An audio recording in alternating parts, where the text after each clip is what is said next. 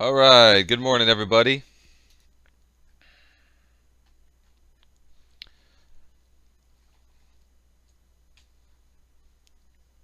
We'll see if anybody joins up on Memorial Day. Happy Memorial Day to everybody in the U.S.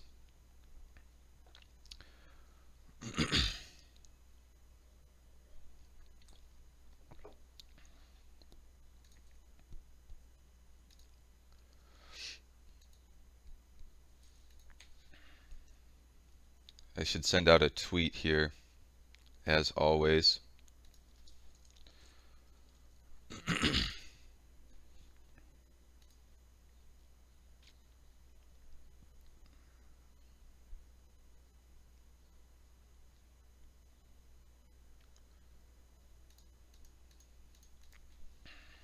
Streaming live now on Twitch. Gonna work on um, big box games list wheel.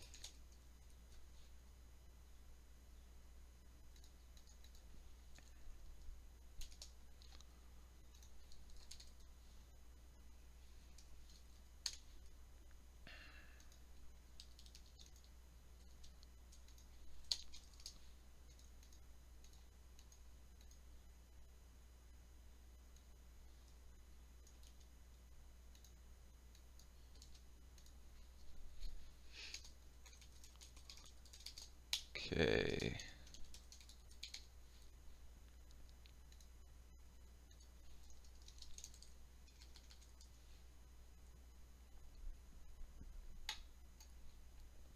All right, and sent. Good morning, K Money. Good to see you on. I was wondering if we get anybody today. As everybody's probably with their families on holiday. Nothing wrong with that. We got 4 viewers already. Welcome everybody. All right.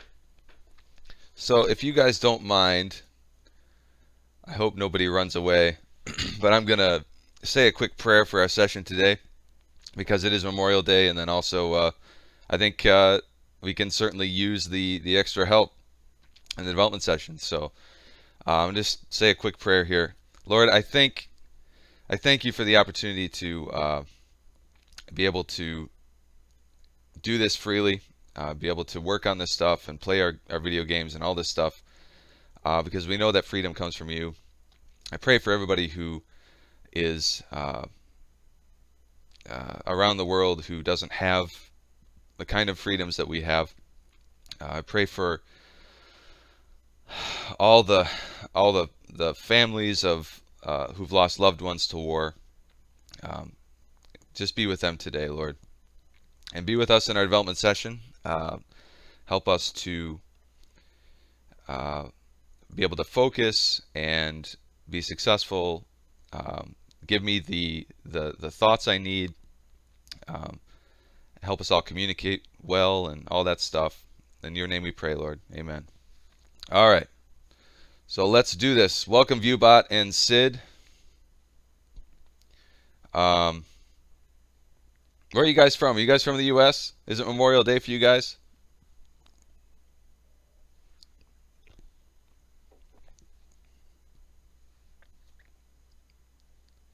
I'm at work. Cool. Where do you live? Well, maybe I shouldn't ask you guys where you live. You might not want to share where you live. I didn't think about that. Not that it matters. It really doesn't matter. All right, let's get started. Let's get into. Well, so basically, let's talk about what we're doing today. I expected I was going to work on Sid's in Germany. Okay, cool. I think I knew that, Sid. That makes sense. Do you have? Is today a holiday for you, or is today just like a regular day? Because I know some countries celebrate different holidays at the same time. K Money's in the U.S. Wow, you're in the U.S. K Money, but you're working just like me on Memorial Day.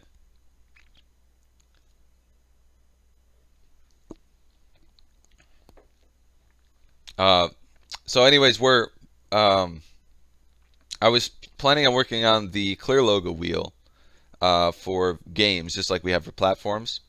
I was planning on moving that over to games.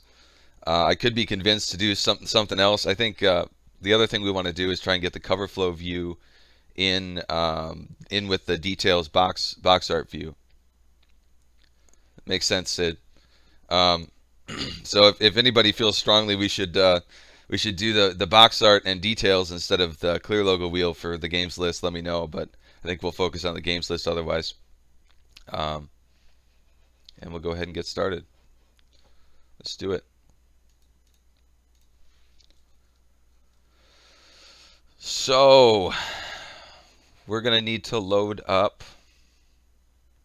We had a really interesting change of events yesterday with VLC. I found or trying to remember what this guy's name was on YouTube. He mentioned, oh, you guys have been following the beta thread, the beta testing thread. The latest live development session we did, though, Spectre 56. He mentioned this Meta VLC library to replace our VLC.net library. And man, it has done wonders for the VLC implementation. And I'm still going through and testing and fixing some stuff for that. But that has been great because it brought the VLC implementation up to par with the Windows Media Player implementation, which is wonderful because the Windows Media Player one has many issues, and I'm worried the Windows Media Player is going to go away on a later Windows release. So I'm really happy to get the VLC one better up to par. But we're gonna stay away from trying to make that more stable, and we're gonna work on more interesting stuff this morning since we're live streaming. Gamesless wheel sounds good. Good deal. So we are gonna need a new view as usual. This is the games view models, and we're gonna basically mimic what we have for platform wheel filters view model right here. Ultimately, we're going to mimic that stuff. I'm trying to figure out what I should copy, though. I'm thinking I should copy cover flow games view model since that's actually a games view. And then we can add the functionality in for, first of all, change it up to be the wheel, and then add the functionality in for the details and all that stuff. So let's copy that guy. And I think I'm going to call it wheel games view model.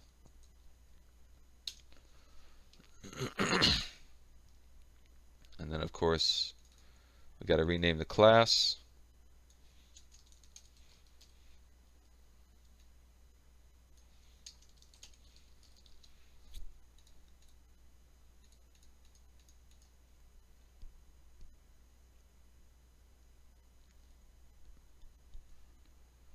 Okay, and then we need a new view as well.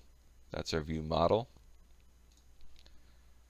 Let's go down to views, and we're going to copy our cover flow. Actually, I think we're going to copy something different to make this easier on us, because we want it to be similar to the text list view, or the text games view, I think is what we need. Is this has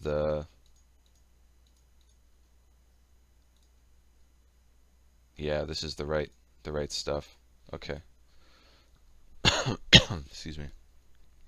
Copy that guy, and this becomes wheel games view.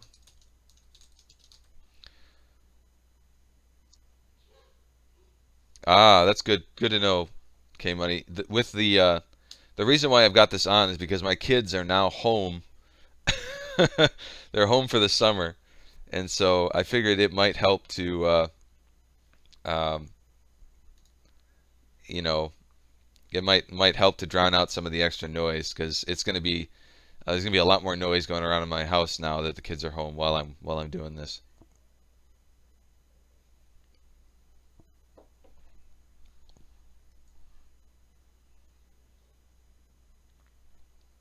Okay, wheel games view. This needs changed to. Oops, this is the wrong one though. We got to be careful. Wheel games view. And then also here, wheel games view and wheel games view. Okay. Now we're going to change the view itself. Excuse me. Change the view.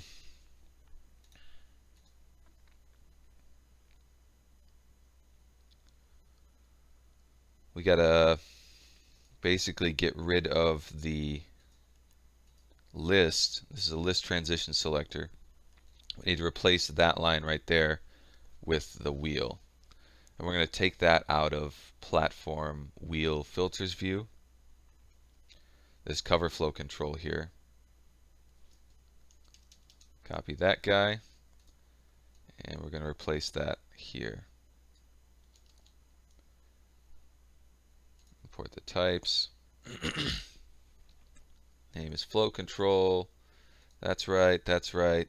Grid.column equals 0, yes. Cover factory, clear logo. I think that's correct. Let's take a look at the code behind here for the platform wheel filters view. We need this right here. Can you guys hear my kids in the background? I'm just curious. Not that it's that big a deal.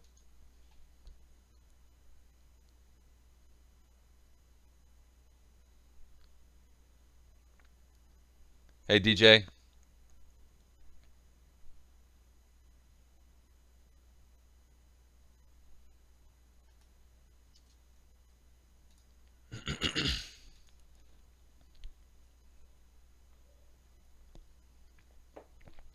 Why is it?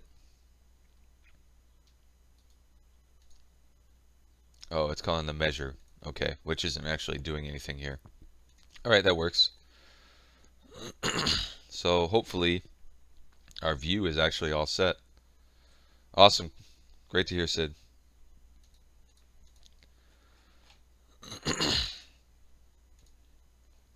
All right. Then in our model, heck, for all I know, it could actually be already working. No, because this is cover flow. What specifies?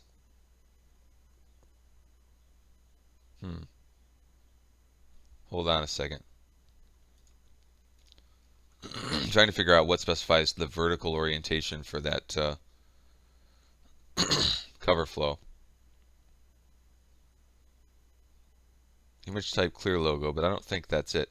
Cover factory is what does it. Okay, and cover factory.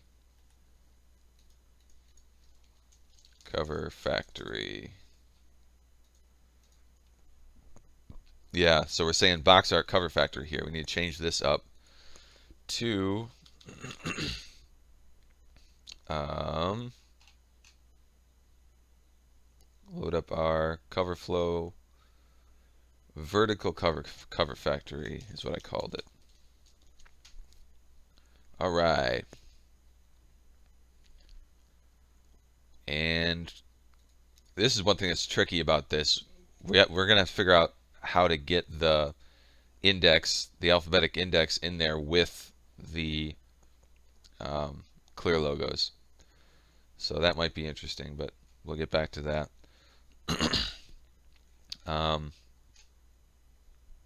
In theory, though, I don't know.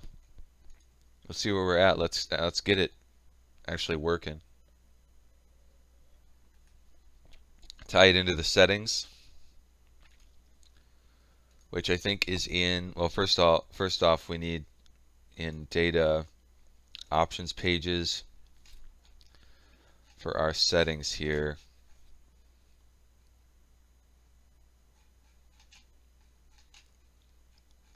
Where are our different views? I think they're actually in LaunchBox. Data, big box games list views. There we are. So we have text list, cover flow, horizontal boxes with details. We're going to ultimately we're going to end up with 4 views. We're going to replace the horizontal boxes with details with cover flow with details, basically. And then we're adding, I need another constant here. We called the platforms list one vertical clear logo wheel.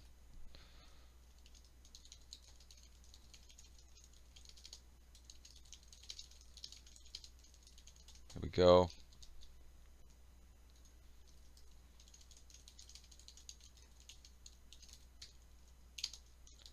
Strings dot vertical. This is handy. We already have it. Value vertical clear logo wheel. All right. So we have our extra option there in our options pages, and then in the main view model,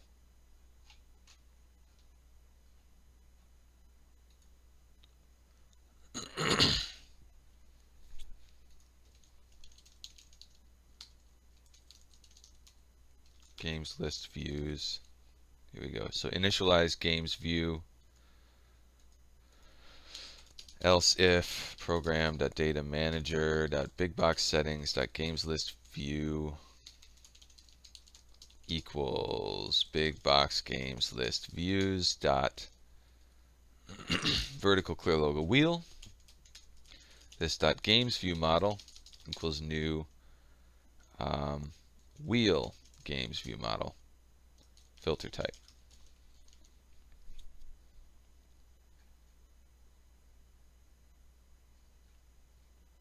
Okay.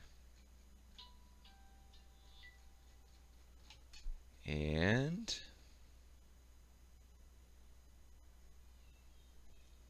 so it's in here at least one other spot. On switch games view, here we go. We're going to do var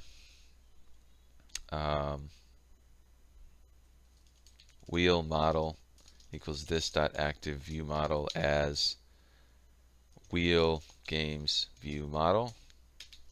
If wheel model is not equal to null,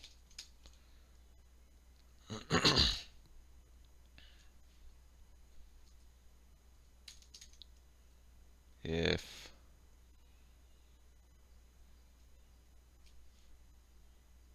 wheel model dot filter type equals filter type dot platform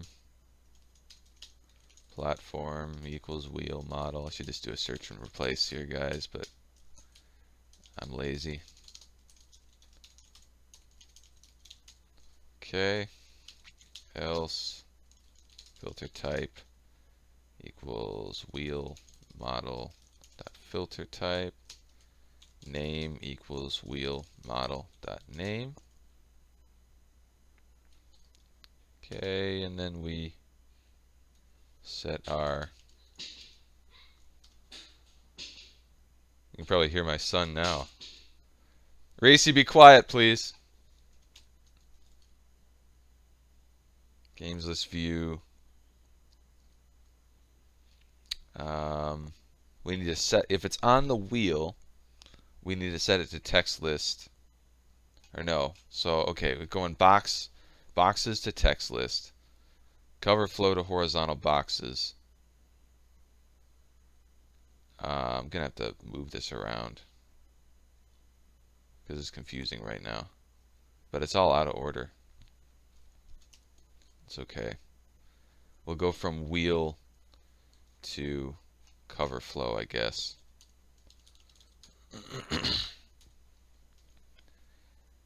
And then text will go to our new one, which is the vertical clear logo wheel. Hey, Vissy.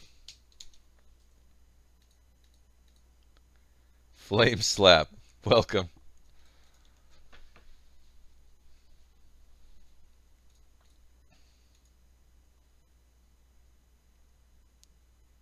Okay. I think that gets us our hotkey to switch. What else we got in here? The initialize games view is taken care of. And then on switch games view. That's it.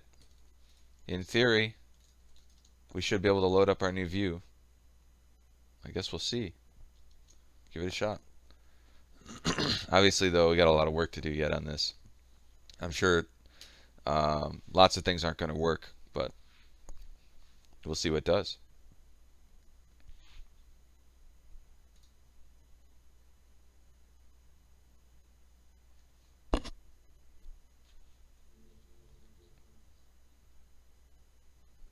Okay. We can stick with our arcade. Okay, so that's the horizontal boxes. The list.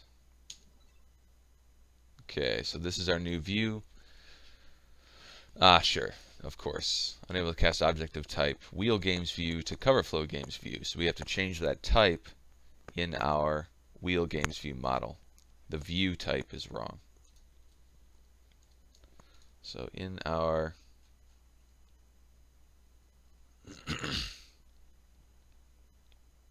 wheel games view model, which is right here, I need to search for cover flow games view.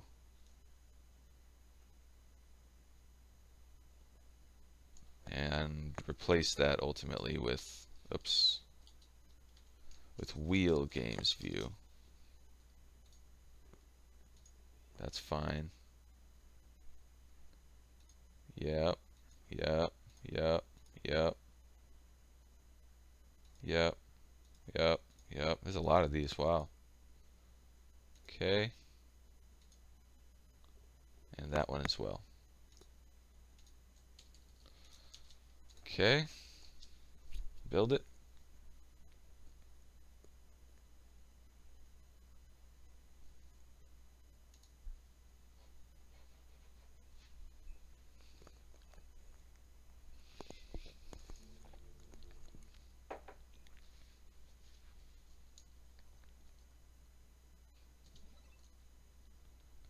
Yeah. Ha ha ha. Of course, we're loading up the wrong image, but look at that. Look at that, guys. That was quick. Neat. Yeah, I've got a lot of work to do on this yet, but that was a quick start. That's cool. All right. So obviously the first thing we need to do is actually show the clear logos. We're going to be stealing a lot of code out of the platform wheel filters view model, I expect here.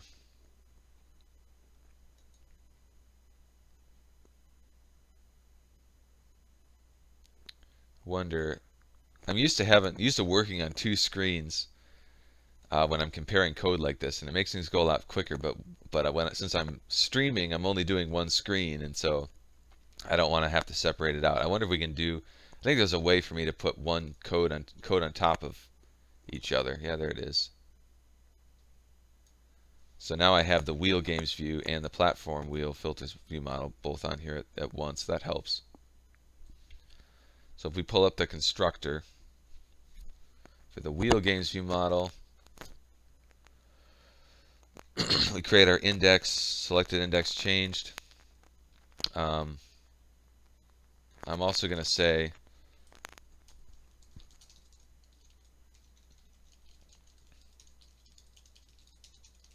actually, I'm not sure if I want that or not.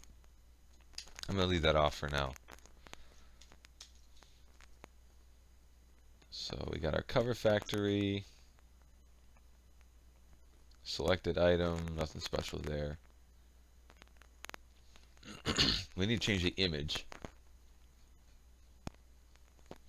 Where are we specifying our image?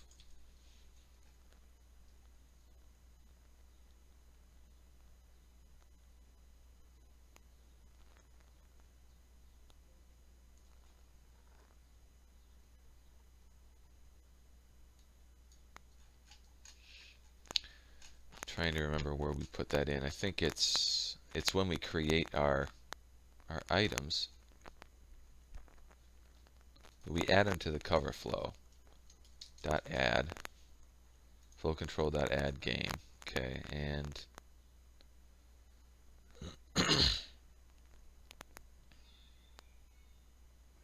first game flow control.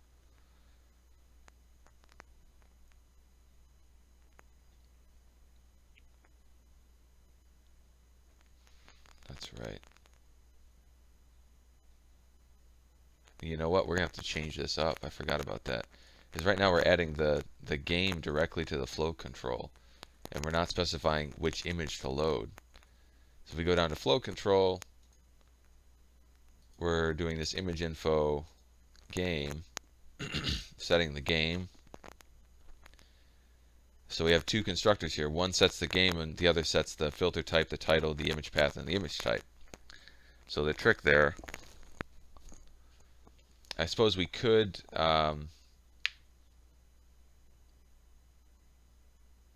switch this up.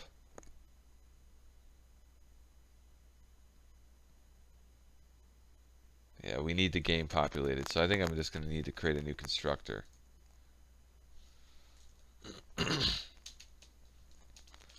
Public image info game,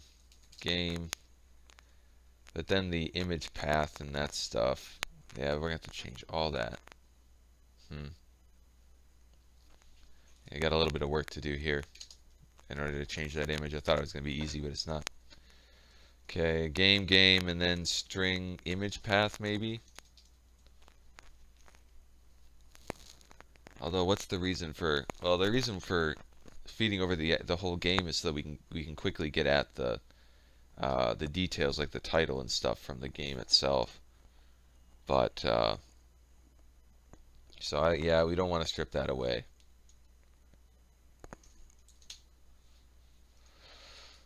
This dot game equals game, and this dot image path equals image path. But then wherever we're referring to that image path,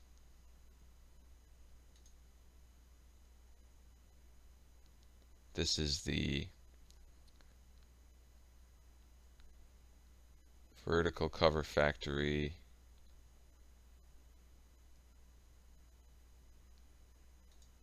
What are we calling here? We're calling flow control.add. So that's what we need first. We need to add a new option here.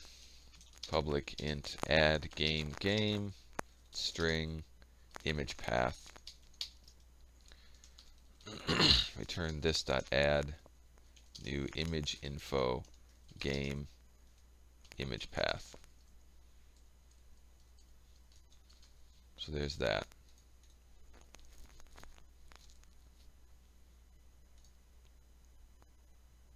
So in our model here, basically we want to add the game, and then game dot get clear logo file path, get big box random. We don't have a random clear logo. I guess we'll just use clear logo for now.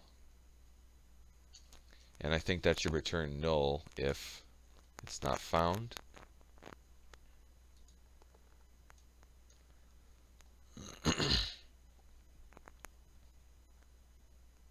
Yeah, it's returning null if it doesn't find anything. Okay.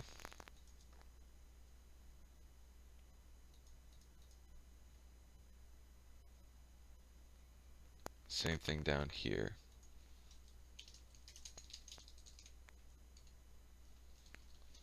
Okay.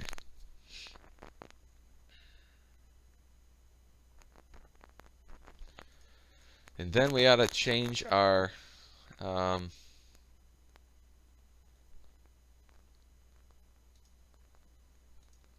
the question is, how do I get rid of this doubled up thing? I don't know. Whatever. We got to change our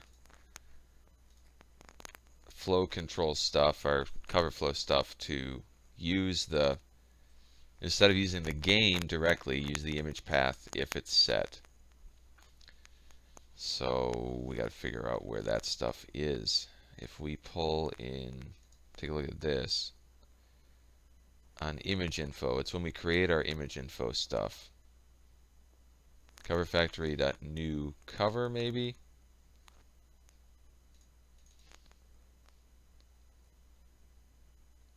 Yeah. Gotcha. Okay. But this is, no, this is in the flow control. Okay. New cover. I think we might need an override on this method, though. We feed in the game. Yeah, we need another one. It's going to change a bunch of stuff. We got to add it to several files here. New cover, game, string, image path, int cover position, int current position, flow control, flow control. And we're going to basically need that method added to, this is cover factory base. And so anything that inherits from cover factory, vertical cover factory, we're going to need it.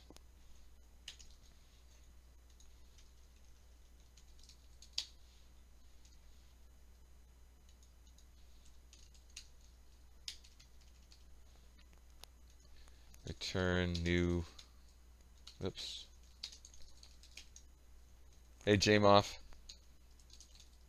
Vertical cover, new image info, game, image path, cover position, current position, this dot visual model, flow control. Okay, copy this over to the other cover factories.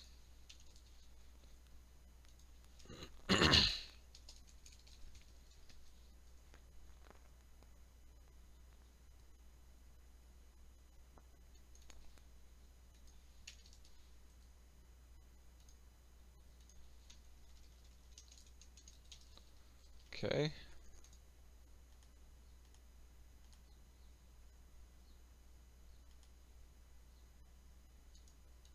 Alright, so if image.game is null, then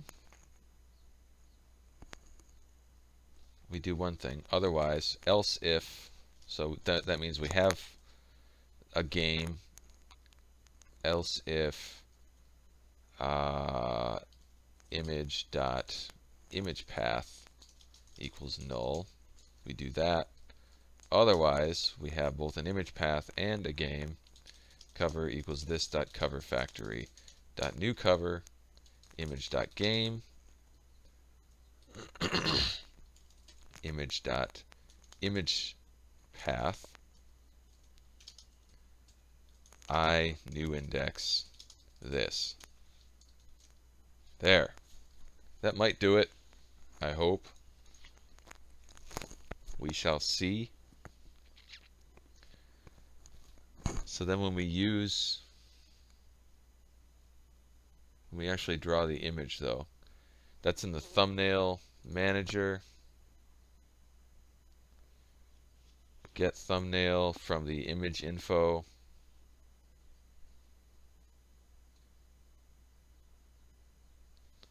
Hi, Denab. Sorry if I butchered your name. Um, yeah, basically what we're doing now is we're adding a wheel for the games list, just like we have for the platforms list.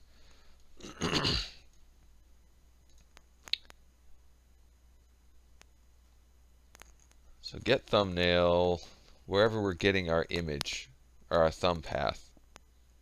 No, not thumb path. Okay. Yeah, this is what specifies where we're actually saving the cached image. If info.game equals null, otherwise, yes. This needs changed.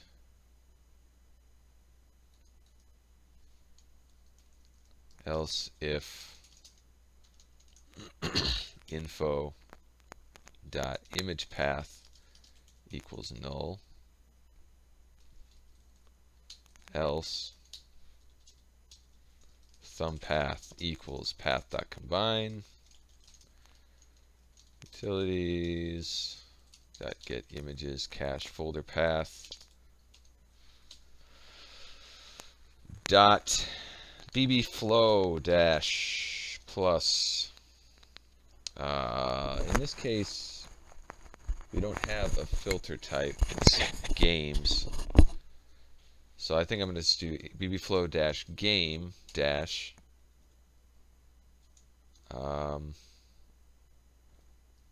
that's fine, plus info dot image type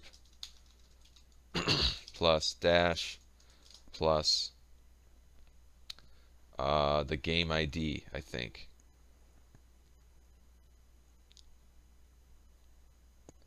Info dot game dot ID. Something like that. Hopefully that'll work for us. And then when we actually build the image, thumbnail generation, we're adding to queue right here, image info path. So we're going to need because when we do the thumbnail generation,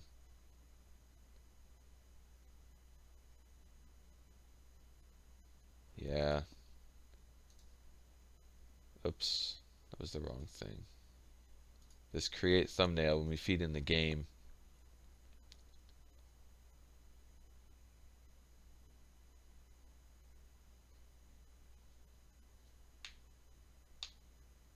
I see. We're going to need an option to feed in the actual path for a different image too.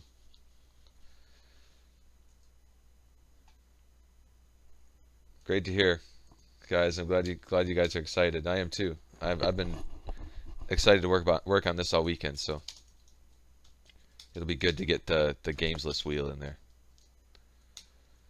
Create thumbnail. We're pretty close to actually seeing something too, so we'll be able to get that up on the screen probably 10 minutes to actually have the wheel. We've already seen the wheel, but it was using box art instead of proper clear logos. Okay, so game string image path string cache file path int max height.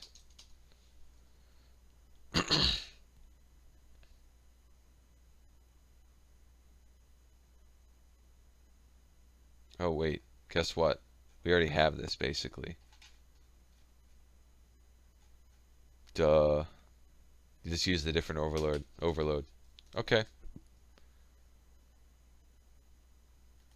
Close out of this.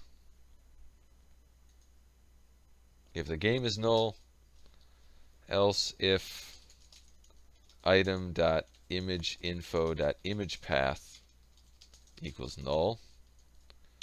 Otherwise, app.createThumbnail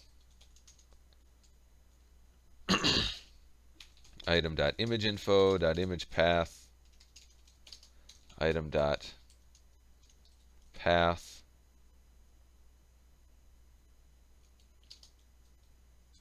and then as far as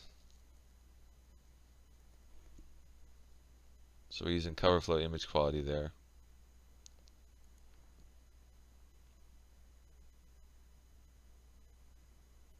Oh, so that's being used for platforms, which, man, 800 pixels high for the platforms wheel. That probably needs change. That's way too big. So that's one way we could increase the performance. Obviously, we don't need it that big. You're welcome, Flame Slap. Thank you for the encouragement. I appreciate it. I really enjoy doing this stuff, and I feel like, I feel like I've been gifted the best gift in the world because I get to work on exactly what I want to work on all day long. So, yeah, everybody's happy. Uh, change that. For now, I'm just going to set this to 400. And then caption. Yes. Item.imageinfo.game.title. Okay.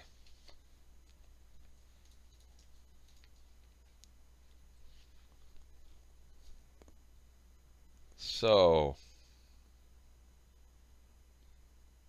where were we? So we added that. No, okay, so yeah, I hope. What do we got down here? Do I need to change anything here?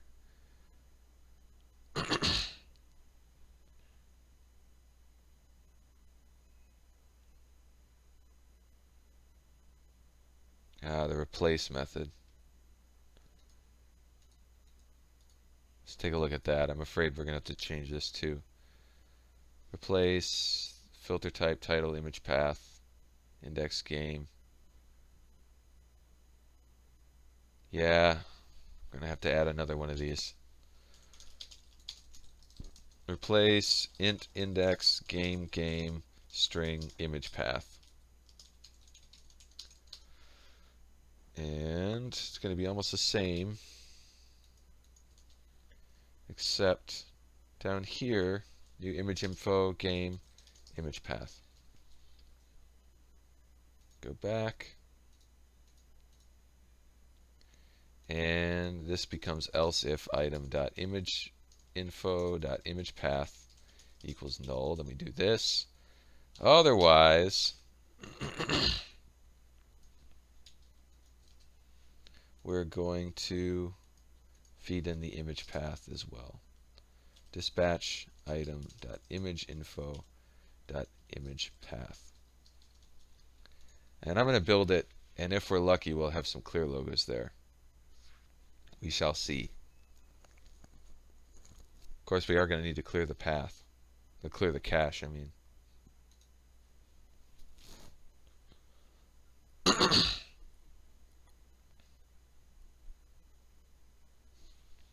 Feel like we got so deep into that I lost what I was even doing. So hopefully this works. Otherwise, we're going to have to dive in pretty deep. I'm going to go back before we do this. Everybody gets to see my pin on my game cabinet. Doesn't really matter. All right, so going into options, image cache. For now, I'm going to say refresh all images because I don't have a specific option for the new ones yet. There it goes. You can see it refreshing the wheel there. Let's go into arcade. Yeah, it's still using box art. Not quite sure why that is. So I'll have to look into that, figure that out. Actually, let's go back and check something here. If we go, oops, refresh all images, I want to make sure that my cache folder is truly empty.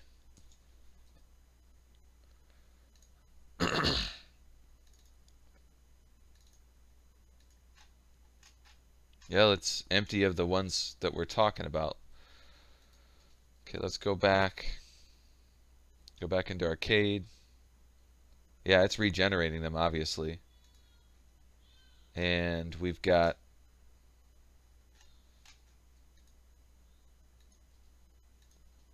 I'm taking a look at my image folder here, or my cache folder, see what we got here.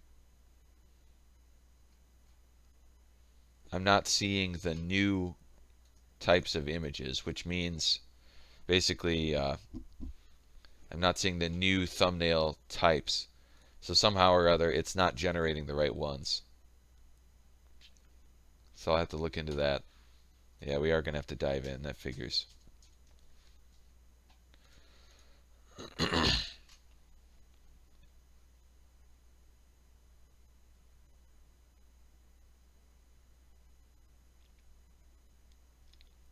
So in get thumbnail, so we'll go load up Big Box again and start a debug session.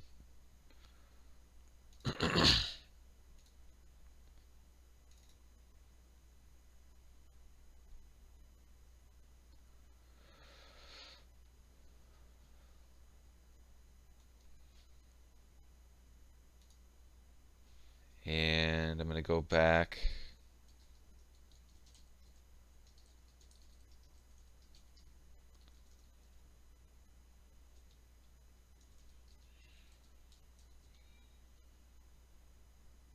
Okay. Okay, of course.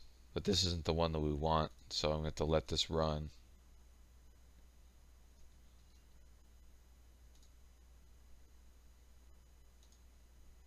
And we're going to go into our list here. So it's populating the, should be populating the clear logos now. Get thumbnail, our image info. We have a game, we have an image name. Image path is null.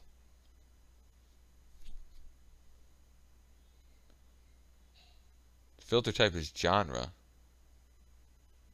Oh, that's the default. Okay. So image path is null going into get thumbnail. So that's our issue.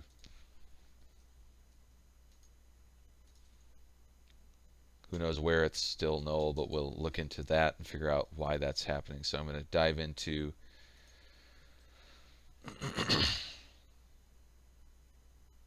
this. This is all coming from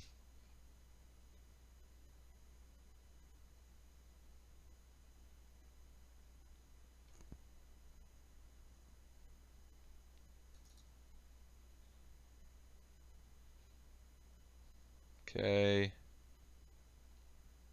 Get thumbnail. So basically, wherever we're constructing our image info is not doing it properly.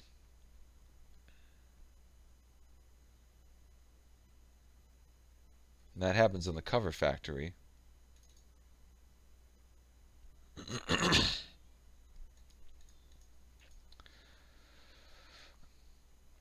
Normal says, do you have a list or diagram there of what you want to achieve, how to achieve it, or you just wing it?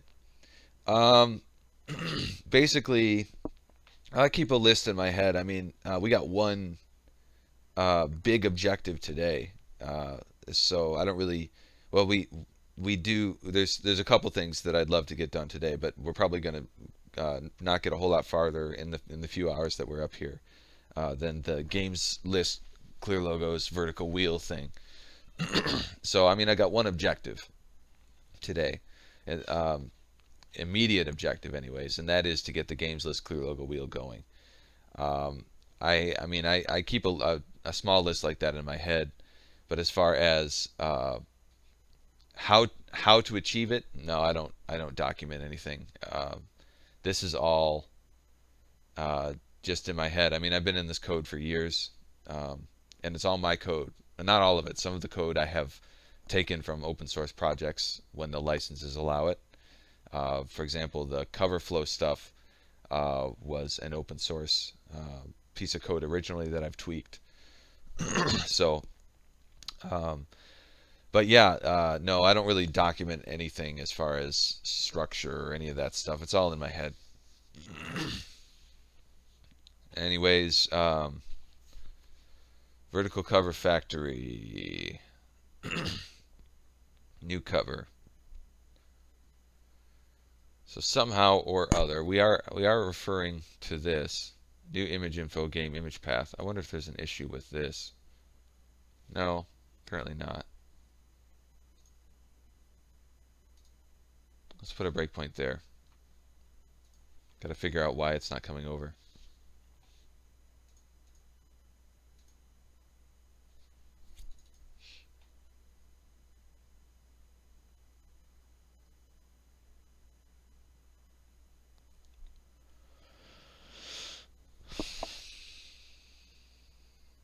Okay, I think we're already running here. Let's clear our. Whoops. I might just want to disable this during our development because this is a pain in the butt.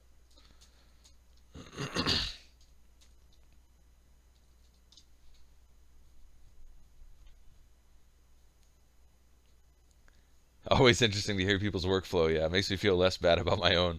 I I hear you there. Yeah.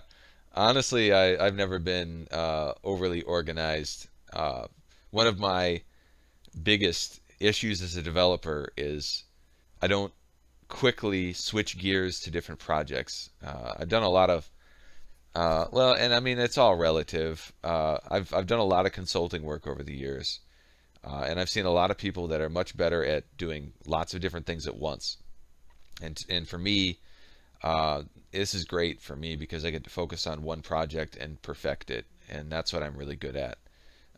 Just because it takes me a while to get my head wrapped around something else and move on to something else. But yeah, I was before before LaunchBox took off. I worked in primarily consulting companies. Started off basically being a jack of all trades, to any kind of development needed for a particular consulting company. Um, so that's where I come from, my work history. And it's been actually, I mean, it's really, really good for me. I've worked with some great people, and I've been pushed the entire time to learn and learn and learn and learn and do more and more and more and more. So I mean, it's it is a lot less stressful for me now to be working on this stuff because I love doing it. Um, and I'm actually being pushed like crazy too, especially with big box stuff. So that's exciting. But yeah, it's really nice to be able to focus on a couple projects or a few projects instead of like a million. You know, it's interesting. It slows me down. There's no question it does slow me down as far as how quickly I can produce this stuff. However, things have come out of our live development sessions that are more genius than I feel like I could have otherwise done. For example, uh, last week when we built this cover flow wheel, I don't know what it was, but I think I feel like community feedback, you guys' feedback, really encouraged me to do that wheel. I don't think I would have done it um, without without the feedback from you guys, and at the same time, it's good to have the encouragement to do something because I felt that felt pretty daunting to me when I first started out. So I mean, one thing about this is it amazes me what I'm able to accomplish when I have an audience encouraging me, I suppose, because I'm more inclined to tackle something for you guys, even though I think it's going to be difficult or I'm worried about being able to achieve it. Because I have that problem sometimes where something just seems so daunting, and so I don't sit down and particularly do that that particular thing. Yeah, well, and truthfully, guys, I talk to myself all day long. So yes, I'm not talking out loud, but I'm mumbling under my breath. So yeah, the whole talking thing. I mean, I do a lot more talking, obviously, when I'm live streaming, but I talk whether I'm live streaming or not. So, yeah, agreed. It definitely helps to talk through stuff. Absolutely. Anyways, we got to get this fixed. What's going on? Interesting. So I have a breakpoint set. I am attached, but this new cover is not being called. Well, of course it wouldn't be called there. It should be called once we get into the list here, and it's not. Ah, all right. Well, that starts to explain it.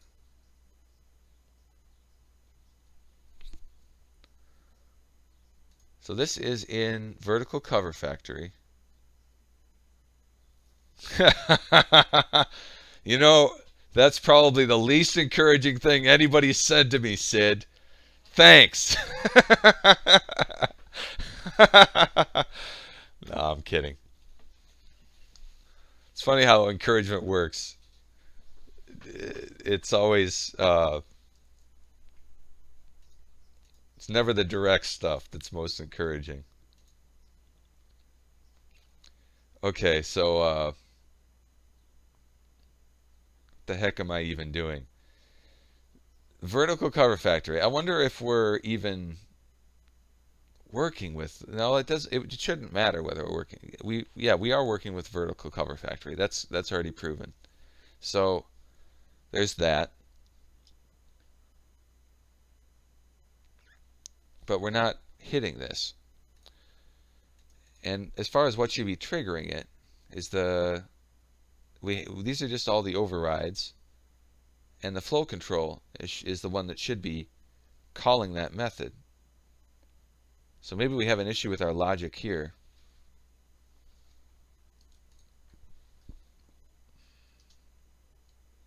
Okay. So we have this image.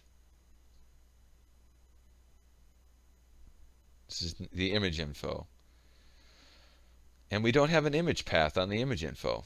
So it's earlier on in the process. Somewhere we're creating our image infos. They don't have the image path attached to them. This is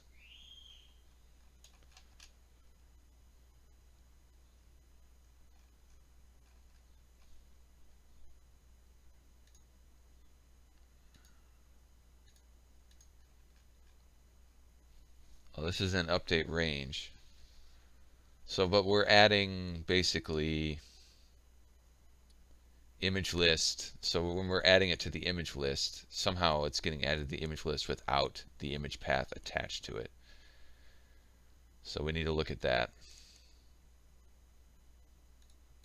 So I'm going to search for, well, let's go ahead and run this.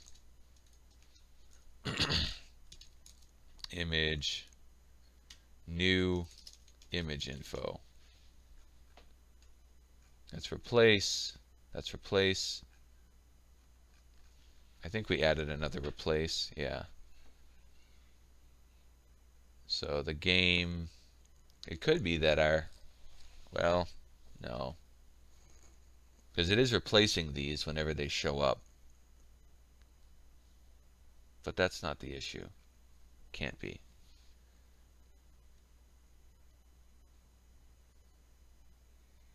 This dot add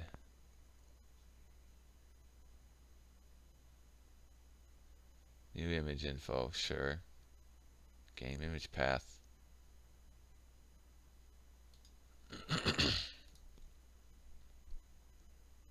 And then we add it to the image list here. So somehow or other, let's take a look at that one. So our info coming into this still has a null image path. Well, I wonder if this one just doesn't have a clear logo. That's certainly possible. DJ Quad says, yeah, most coders don't talk through when they're coding. I've wondered how different that is. Yeah, well, I've had the advantage of Advantage or disadvantage. I mean, I've worked in an office for a long time in the past, but for the past few years, I've worked from home. Even when I was working for Perbyte, which is my previous employer, I worked from home, which, man, there's nothing better, really. There really is nothing better. But and so there's nobody looking at me weird if I'm if I'm talking to myself. But anyways, yeah. Thanks for trying, Sid. All right. All right. So some reason, let's take a look at the stack trace. What's going on here? The call stack. Flow control add game. So okay, so the wrong constructor for add is being called. Wheel games view model init. Oh. Huh, okay. So it goes all the way back to our wheels games view model. No kidding. Let's get out of here.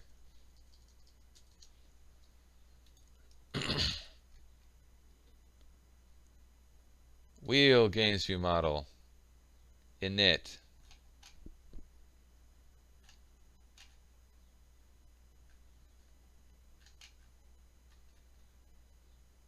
I think basically there's two of these, and would you look at that? We did one of them, but we didn't do the platforms one. My goodness. That was a stupid mistake. But they all are.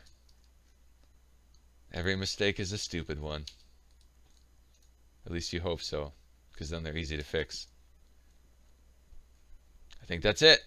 I think that'll solve our problem. I hope.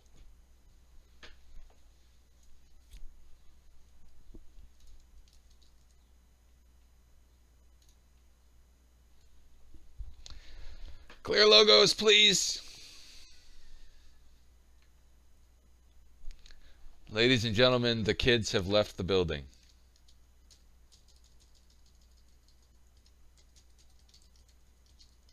I thought, maybe not. They're working on it. I think they're going to the park. All right. What am I doing? Options. Image cache. Refresh all images. Okay. No! We got nothing. Nothing, I tell you. No!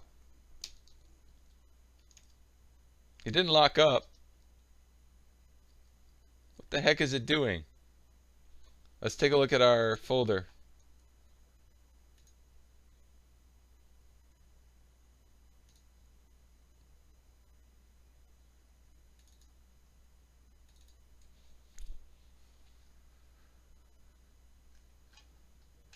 Huh.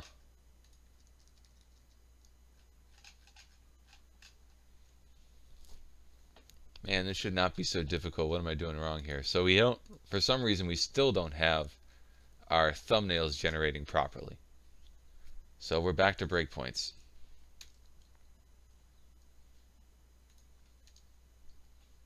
Did we lock up? Seems we might have. I'm obviously doing something wrong.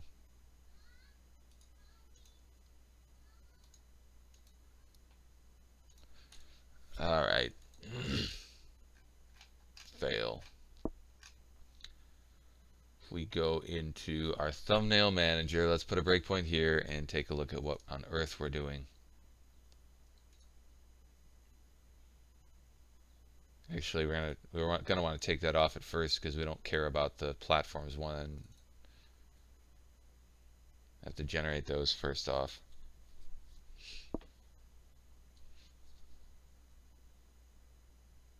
Okay, we're attached.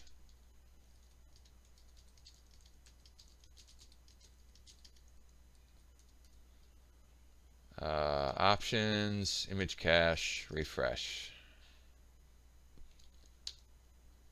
Then we need the breakpoint. And we'll go into arcade and see what we have. It's not generating any thumbnails. Goodness. Why not?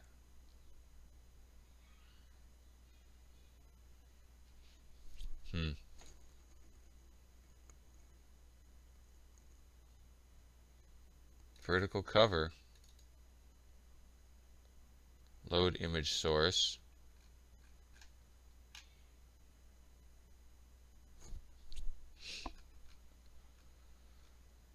Ah. Oh, whoa, whoa, whoa, whoa, whoa. What now? It just took 3 years, but it finally hit the breakpoint.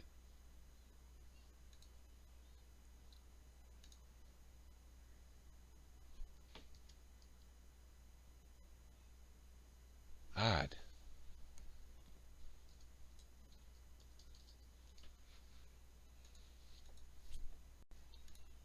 We got something strange going on.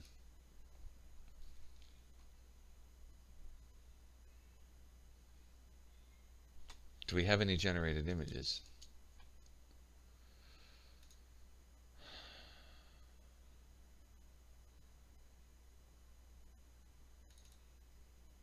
What am I doing? Images.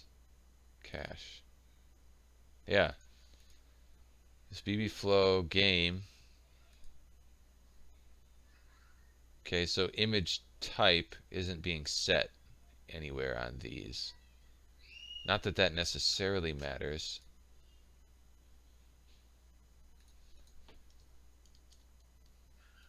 If I rename this to a PNG. Okay, yeah, these are valid images.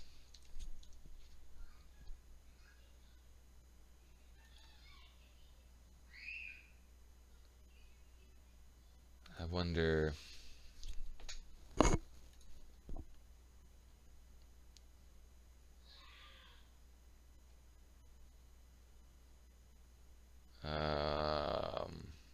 Thumbnail manager. We still have this open.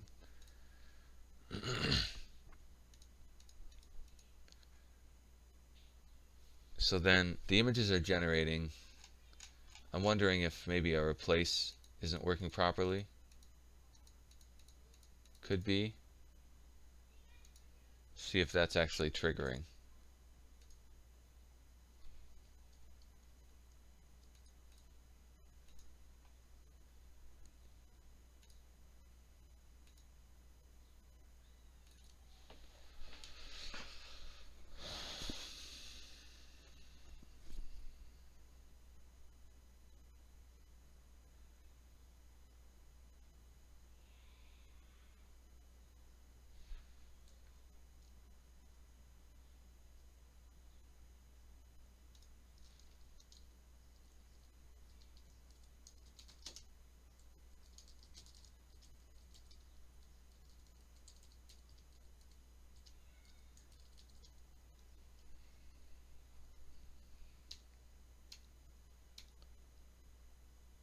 Okay.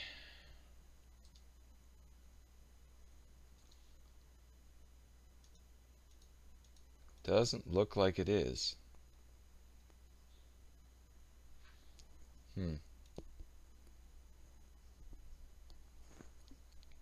Well, that starts to make some sense.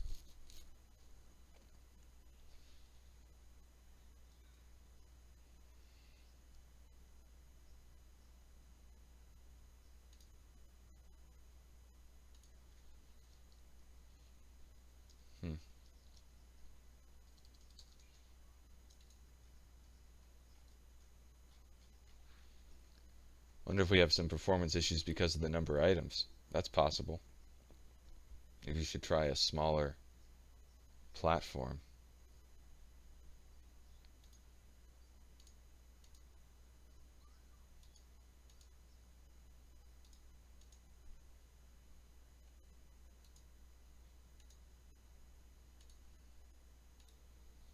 Just out of curiosity, let's give that a shot.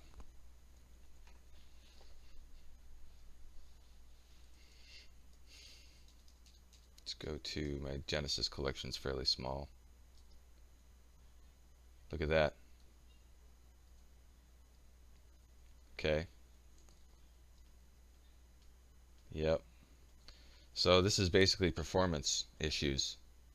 I'm going to have to, we have some odd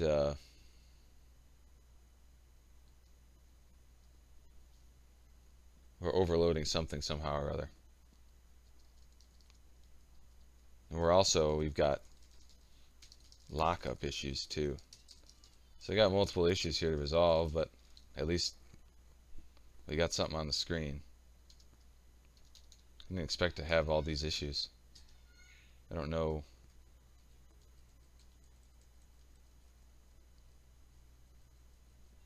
Yeah, I've got a lot of work to do fixing a lot of this stuff.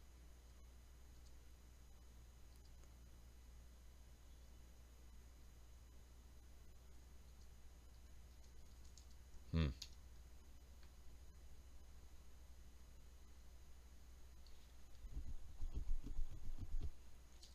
Oh, you know what it is?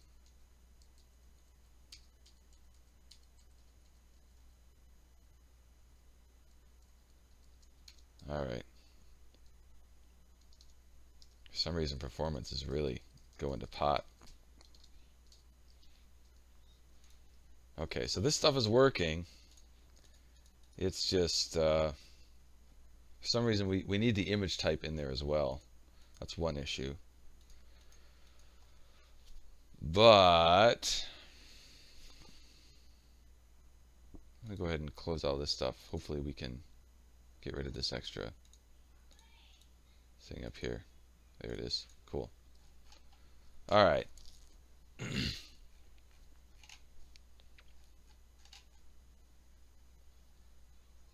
So where to start?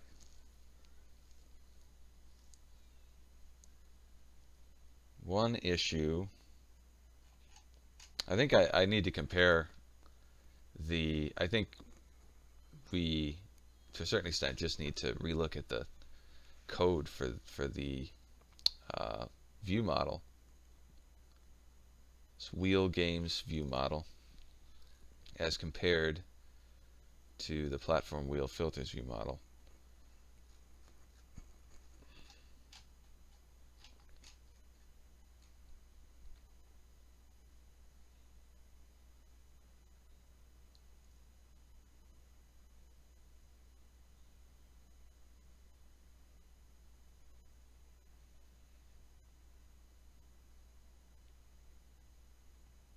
But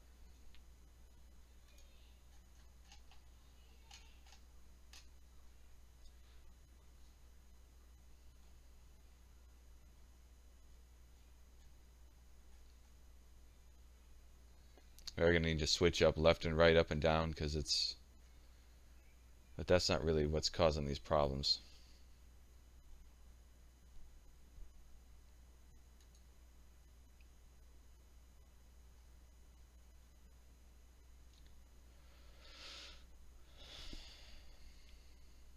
Do we use init?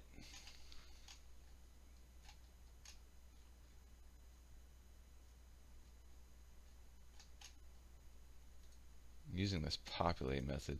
It's a very different structure between the games list view and the platforms list view. So that's one challenge. But you would think that this is similar enough to the cover flow view that there wouldn't be any major issues here. That's why I'm weirded out by these performance issues. It's really kind of strange, because we have the cover flow view. I copied this from the cover flow. I'm just trying to think through this here, why we would have performance issues, because we copied all the code from the cover flow control, and there's no performance issues or no major loading issues or any of that for the cover flow control. So why are we seeing these issues for the clear logos? That's what I'm curious about.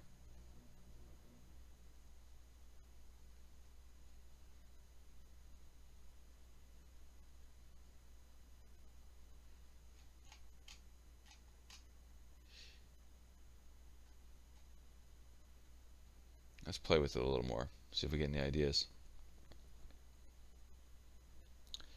Hey JM Rika, this is C#.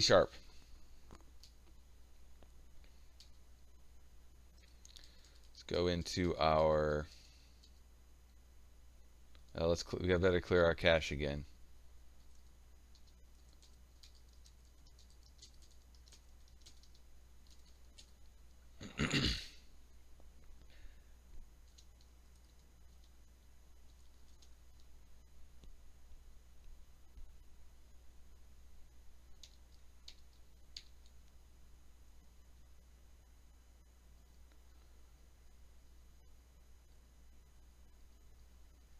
Let's go into we this time.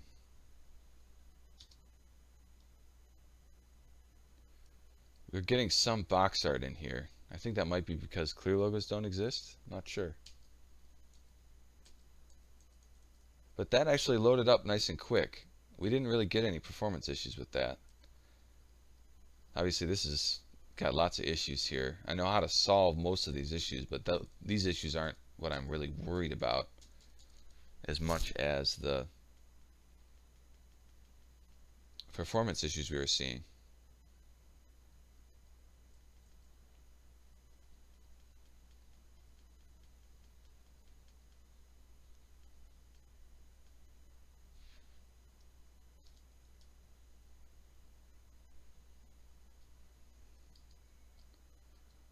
Let's try NES, see what happens.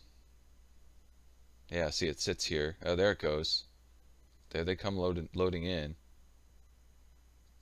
Oh, so that seemed to work. We got to fix the issue of all this box art showing up.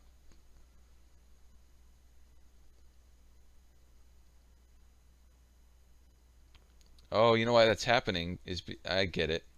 Of course. It's because it's loading box art when, of course, when the clear logos aren't available. That makes some sense. Instead of doing that, we need to generate the. I'm not sure how we're going to get past that. We'll have to take a look at that. But yeah, this is working just fine for NES. I'm not seeing any real performance issues. I don't know what my problem was, or what the problem was with the arcade platform. I guess we'll try loading that up again and see what happens. But all these boxes are showing up for games that I don't have clear logos for. So that's one thing to fix. Let's try arcade, see what happens.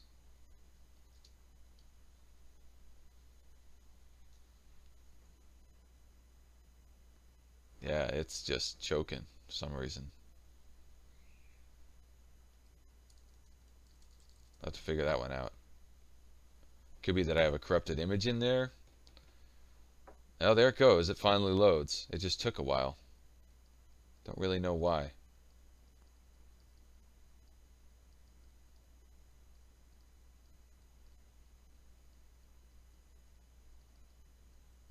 But hopefully that initial loading problem will only happen when it's initially generating the images.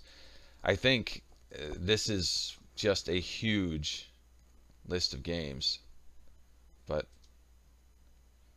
don't really. Yeah, see, this isn't good. It's taking too long. I don't really know why it's taking so long in initial load. So I have to look into that. Yeah, it does have a large cache, but the funny thing about this, what I'm confused about, why are we getting this initial load when the other view, because if I switch up to this view, it's instantaneous, and it's the same code. So if we go into arcade, boom, right there. So what am I doing differently that's hurting the performance? I guess is my question. I don't understand. So I'm gonna have to come back and figure that one out. For now, though, I think I'm gonna just go ahead and start tweaking it, fixing some of these other issues. JM Rika says, sorry if this question is out of place. Are you planning to support this to Android? Yeah, there are plans to port it to Android. I've built Android apps in the past. However, unfortunately, it's not something that we can do quickly or anytime soon because it's a major, major job. This is all built on the Microsoft stack. So it's a lot of work to port this to Android. And I think there's good reason to do that because I think there's I mean, from a profit, even from a profit perspective, I think Android would be a good place to go. But it's such a major job that unfortunately it's not something we're going to see anytime soon, because it would take away from development of everything else. I'd have to set, unless I paid somebody to do it, which I income is good for my own salary, in order for me to feed my family, but I don't have enough income right now to send development off to somebody else and pay another developer to work on something like that. So we're not there yet, but hopefully we do get there. I mean, if we get big enough and income gets to be significant enough, then we can start pushing stuff like Android development off to somebody else, and keep building this stuff up. But as of right now, it's just me.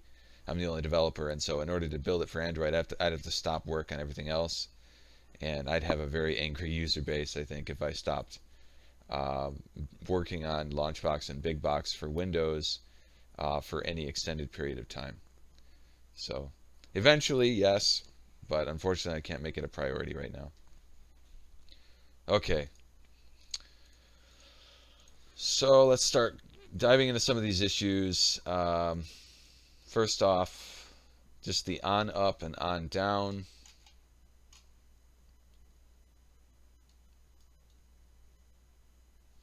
I'm going to start with this.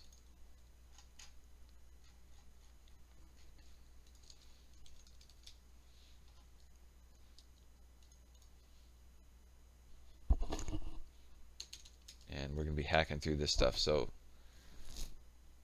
we need last up time and last down time.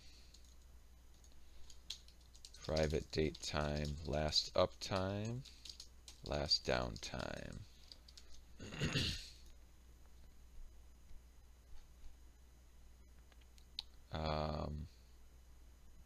Okay. Good. Then we're to this point.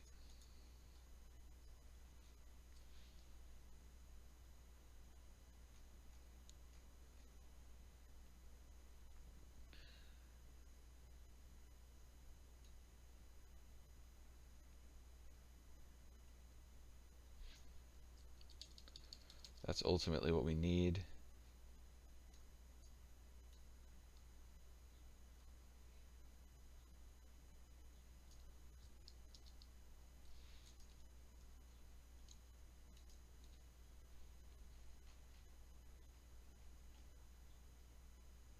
Okay, what were we using that for?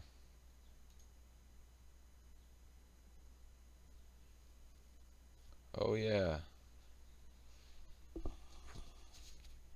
this animation duration. That's important.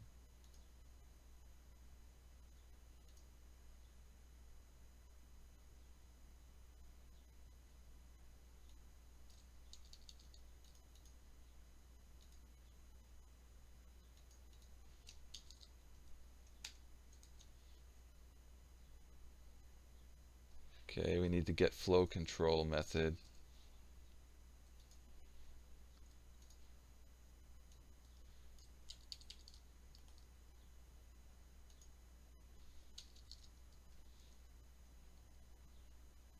And this is incorrect. This is the wheel games view. Okay.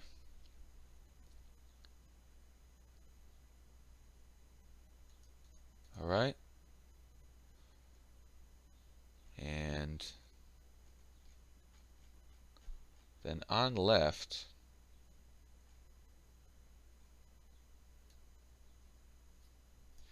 it's going to be something like this.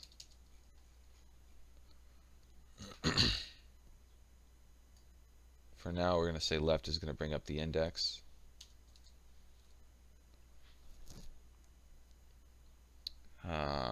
If it's already active, we return false. Otherwise, we set it to active and return true. Okay, and then on down is going to be similar. I'm going to copy this stuff. Actually, For now, what I'm going to do is I'm going to change this to on down. Make it easier.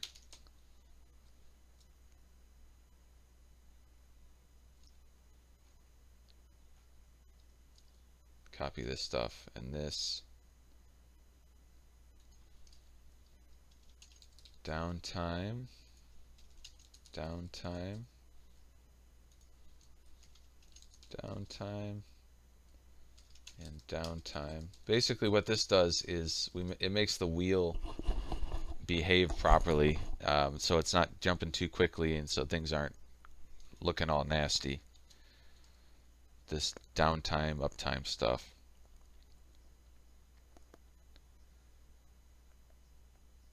Okay, and we keep that stuff and then we add these two lines here. This animation duration basically keeps track of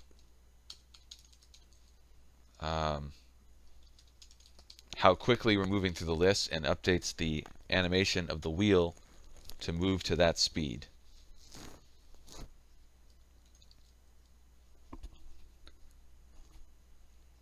Okay, that's what makes the wheel move faster if we're telling it to, or slower if we're not.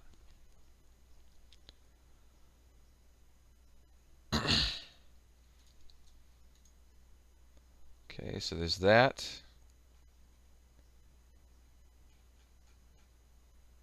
Now we have this extra on down. This needs to be on right.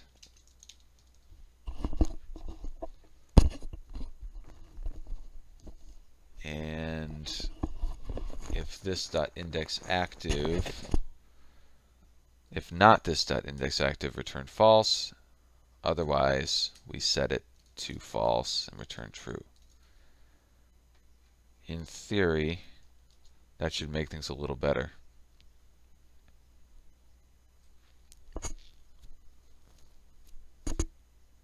Give it a run.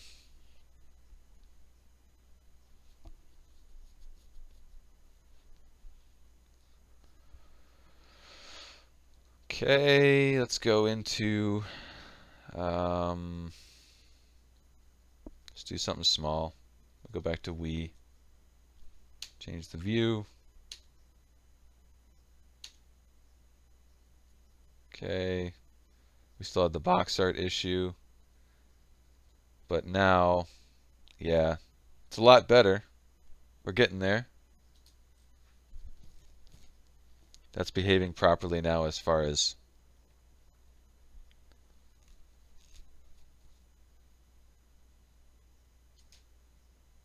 scrolling through the list. I think next we need to get rid of the box art and make it so that it's actually generating the text images properly. And that might be a little tricky, but that's pretty important. So let's do that.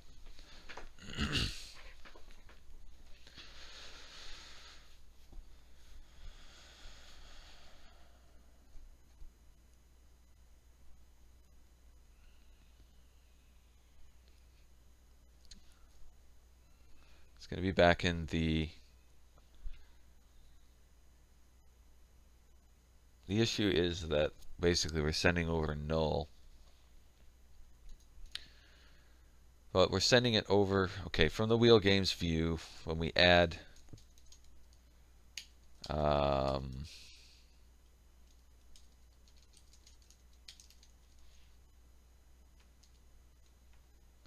something to the flow control, we're using this constructor. And the issue is that image path is null when we send it over, and so it ends up basically using this situation instead of this one if it doesn't exist, and somehow we have to push that on through. Unfortunately, we have to change a bunch of logic somehow or other. What if we did this? We just use an empty string instead. This is really, honestly, this is not very good programming. But I don't feel like revamping at all. All right. So image info, And then when we actually generate the image in our thumbnail manager, we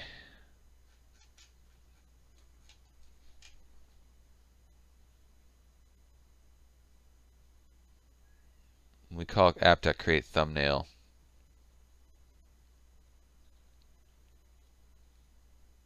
This is the situation we're interested in. Okay, good. Yeah, I think this might just work. Maybe.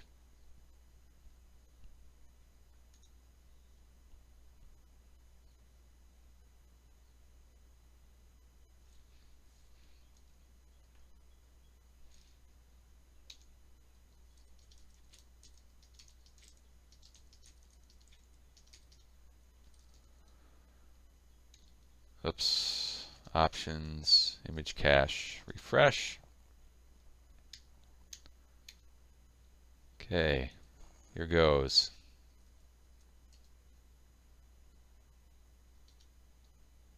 Look at that. Not the prettiest thing in the world, but no more box art. We have issues with images overlapping and stuff like that, and the text looking ugly. So plenty to work on yet. And then, of course, we have to get everything to the right actually populating, which we're not doing yet. But we have progress.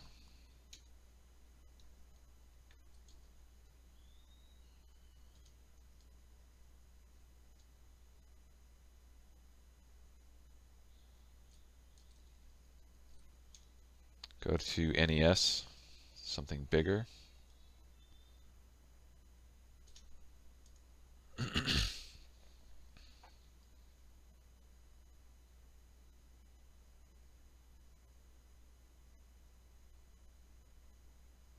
Just testing the situation here for a big old library.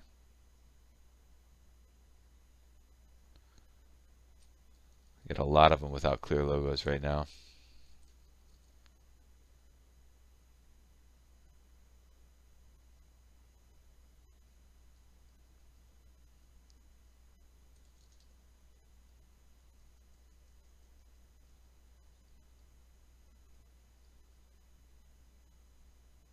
Cool. All right.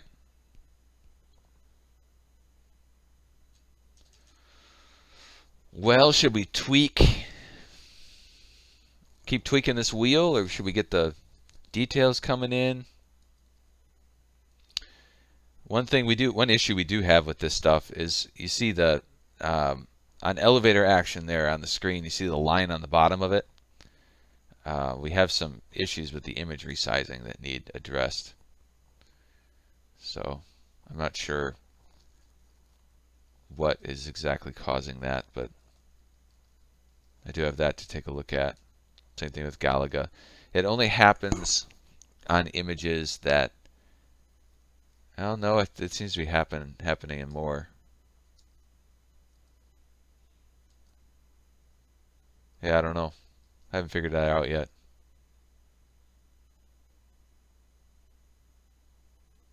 Once it's all loaded and everything's populated, it seems to be plenty. I'm not seeing any real performance issues with a lot of items. I think it's just the initial population that's kind of could use a little bit of tweaking.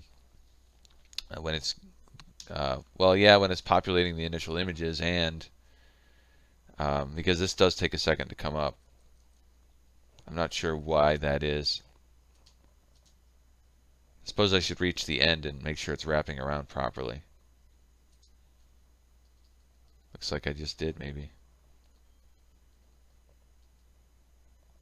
Oh, we're in the favorites right now? Yeah. Yeah, it's wrapping to Z. We gotta do something about that text, because that's really ugly.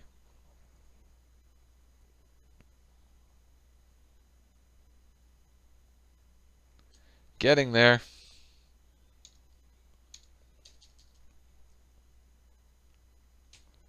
Sid says tweak the wheels first.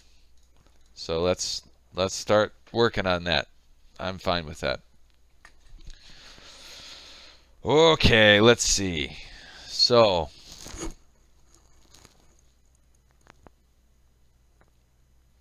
of course, this is the hard stuff. The text generation is this. It's happening in these create thumbnail methods.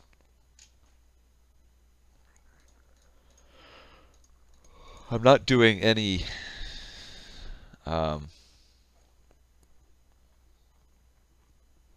this actually really simple. I'm just creating. I'm not doing any line wrapping. So I guess one option for the text generation to solve that issue would be to put a limit on the line length and then wrap it. We could put a dot dot dot in there if the title's too long. I think we're gonna need to we might need to do both. Let's see. Because right now I'm literally just pasting the font directly in an image. Nothing special at all.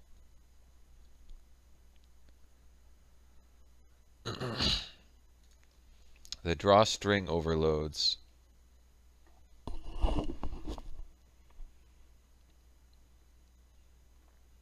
I know we can specify a maximum width and stuff like that. It's my font. We're using measure string right here. Okay, and measure string can take a rectangle.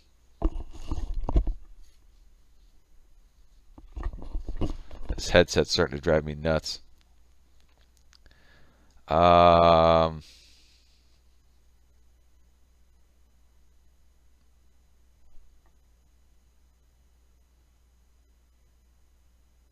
Morstein.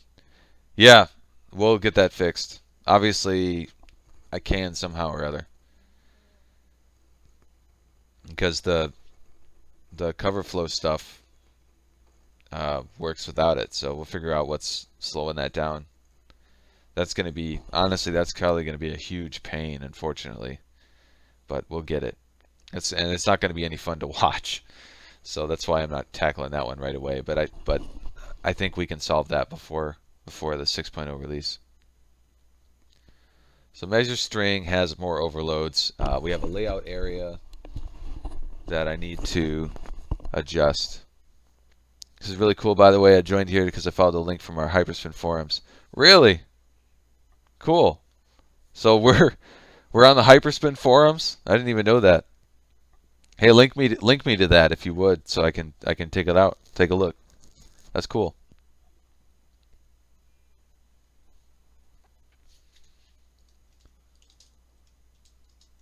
I knew we were on the Hyperspin forums, but I didn't know that it was getting a lot of traffic, or if there's a new post or whatever. I've seen it on there before. Thank you.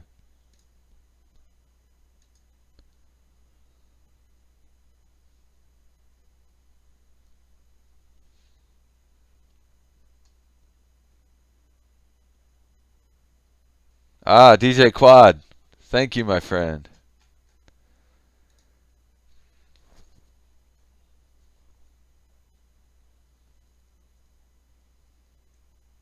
Cool.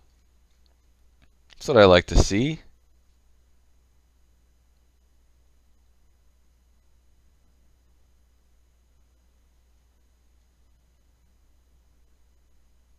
Uh-oh. This is a serious contender now. Best of both worlds. I dig it. I'm going to take a break and look through this, guys, just because this makes me happy.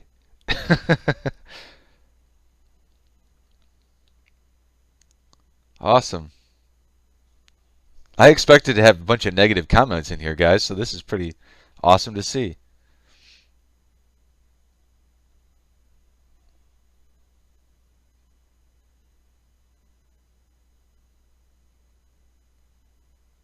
Okay, here's our first one. Just wait till you do a lot of work on it and the database gets corrupted and the backups don't work or haven't saved all the work you did. That only happens if you don't know what you're doing or if you got bad hardware. Sometimes it does crash, and especially if you're on the betas and you got to go back to the backups. But your backups are only going to be corrupted if you've got bad hardware or you really don't know what you're doing and you're just clicking blindly over and over again.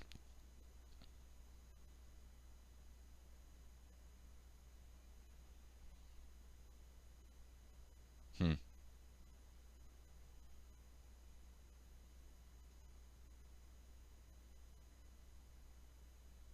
Cool.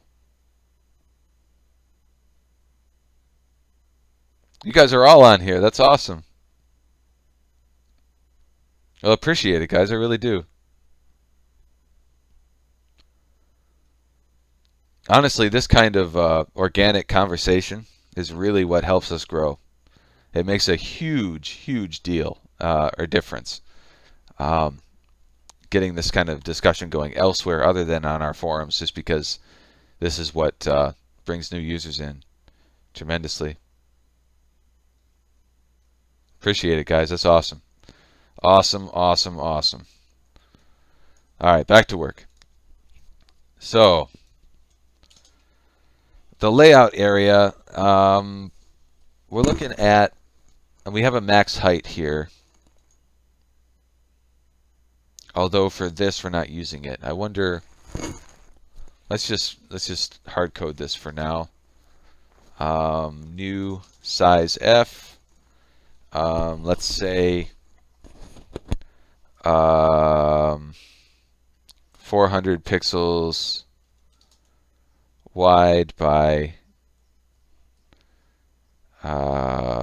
maybe 200 high. We'll try that first. And string format. That's not anything I'm interested in.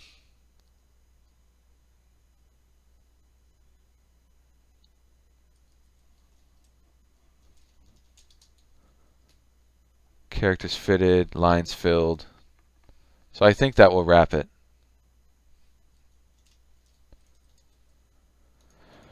In theory. And draw string. We need an override for this as well. The font, the brush, the location, and then string format. Don't really want that. Layout rectangle is what we need instead of. So new rectangle F 0, 0, 400, 200.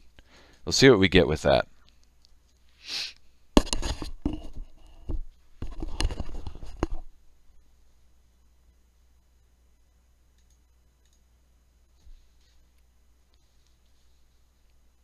Thanks, Sid. Veltaius. I was just testing LaunchBox for the first time yesterday, and a bunch of the music files for NES were corrupted. Anyone else had an issue with that? It was really loud, annoying noise when I clicked the games. I have to admit, I've seen that before, and I think I'm not sure if there's a bunch of corrupted music files on Emu Movies, if they're actually corrupt, or if they're just some kind of weird format that doesn't work properly.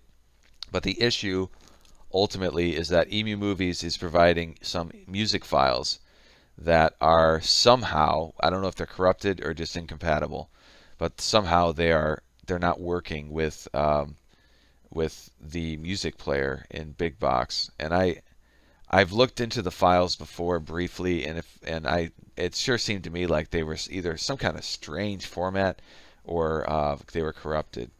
So unfortunately, yeah, that's given us issues here. I do need to figure out a fix for that. I'm not sure how to make that not happen. Well, I know what I should do. Right now we're using Windows Media Player to play the music, and we should be using VLC instead.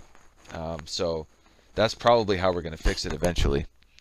Yeah, I did end up testing them in other media players, And if I remember correctly, they didn't work really correctly anywhere. They didn't work right anywhere, but they worked more in VLC, if I remember correctly. It's been months since I took a look at it, so I don't remember exactly the details. But I think they're just not good quality files somehow. There's some kind of weird, strange format. Really, they should be fixed. The media files themselves. That's obviously the issue. But I mean, we don't got control over the media in EMU movies, so I should probably talk to Serco about it and see if we can figure out what the issue is there. So if anybody knows Serco at EMU Movies and wants to bring that up to him, feel free. I don't. I should probably talk to him about it at some point and get that fixed somehow or other. I think once we do switch over to VLC, that will help the issue, but I'm not sure it's going to fully solve it. Yeah, that's annoying. When you run into that, it's really annoying. I think with my own personal collection, unfortunately, I ended up not doing the music from EMU Movies because of that. It really it's jarring when it happens. Anyways, sorry for that. Yeah, that's definitely something we need to fix somehow or other. Okay, where were we? Did I build? Not sure. There it is.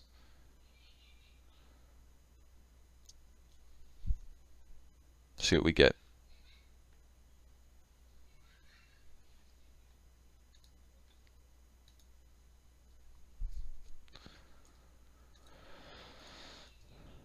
Let's go. Gotta clear the image cache again.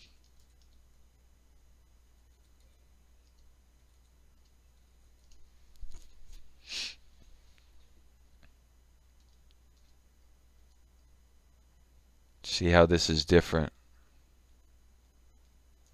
Let's do Nintendo 64. Oops.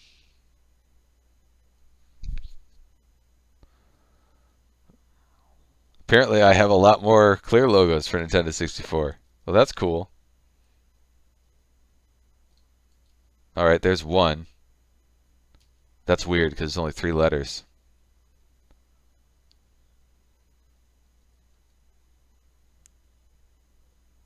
I guess we'll go to a different platform. That's cool though that I've somehow I have them all.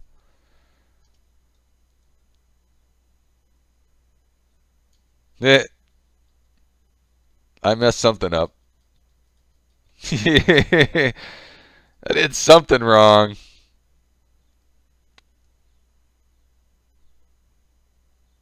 Oh, the font is way too big. That's the issue. I got this humongous font. Of course. So this is way too small. Um, well, if we take a look at in here,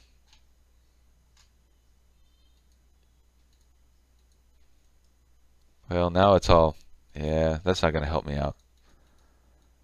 I guess I'm going to have to experiment a little bit. Let's just do something stupid huge at first here.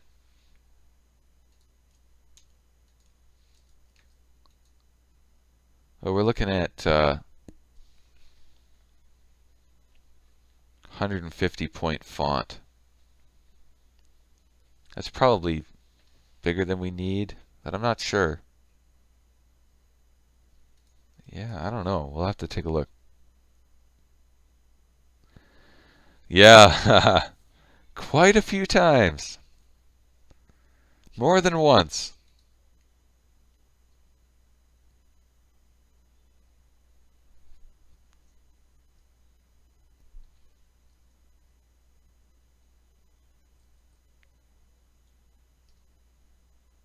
Oh, I haven't refreshed my cache. One of these days I'm going to disable this so that I don't got to keep doing this.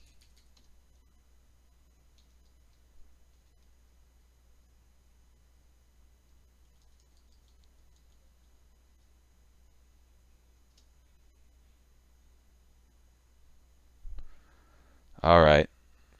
So now I expect the issue is just that it's way too big, of course.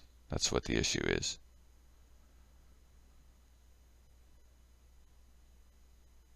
Oh, there's something wrapping. And it's going to need to be centered. So obviously things are still way too small, but it is wrapping. Question is, do we want to cut the text off after so many characters? Because some of these titles are going to be stupid long.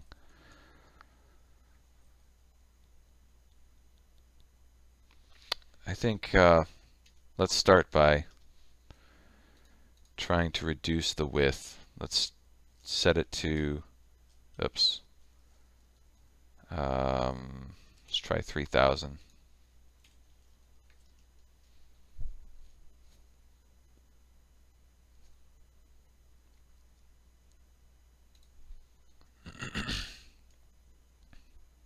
Oh, and the other thing is we want it centered. Let's go ahead and see if we can pull that off before we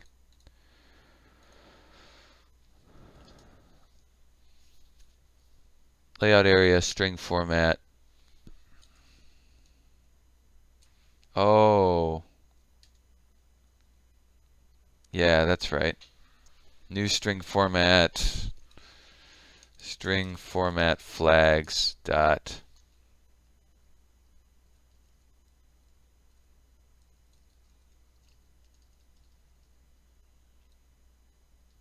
No.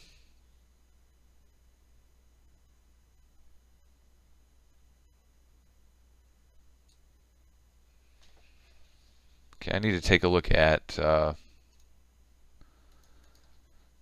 graphics, drawstring,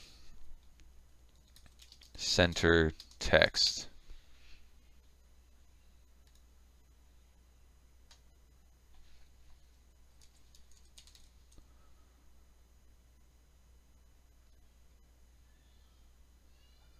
String format dot alignment equals string alignment dot center. So basically, I need a new string format. So I'm going to say var format equals new string format, and format dot alignment equals center. Format dot trimming equals ellipsis character. Format flags equals, I don't think we need to set any of those. Let's try that. Then we put format in here and format in here. And we'll give that a shot.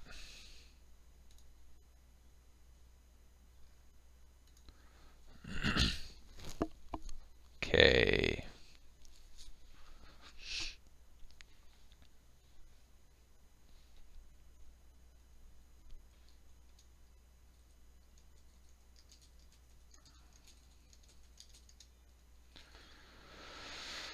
Go into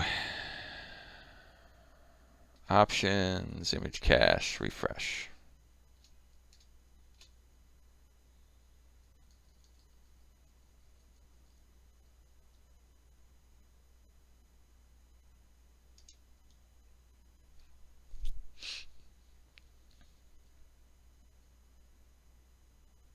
So we have weird. That's pretty strange. Did I mess up the width somehow or other? No, it's because it's cutting off the center of the text. Odd. I think that has to do with the centering. It's pretty strange. Oh, it's because I'm putting it in, of course. We're not drawing it in the middle. So if it's 3000 big, 1500.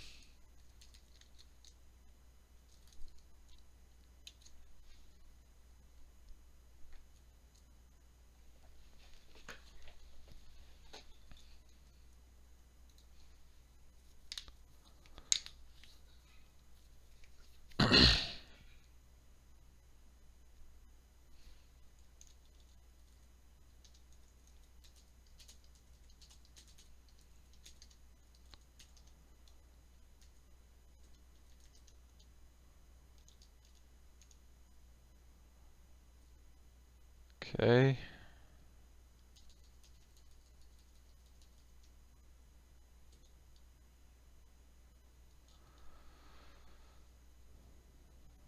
Wow, that made it worse.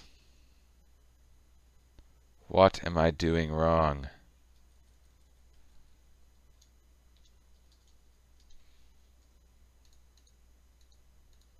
I don't understand that. That can't be what I need.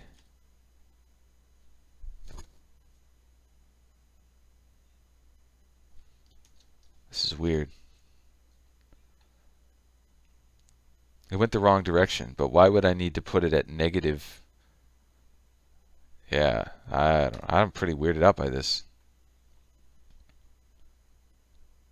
I'm missing something.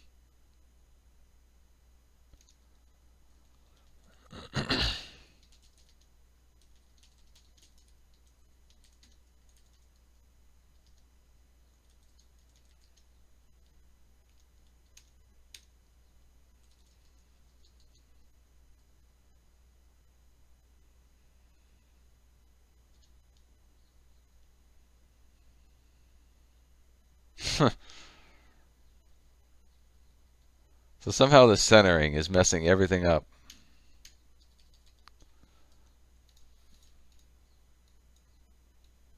So let's come back to that. I don't know what the issue is with that. I want to at least get the sizing right before we start messing with that crap. I don't know what I'm doing wrong.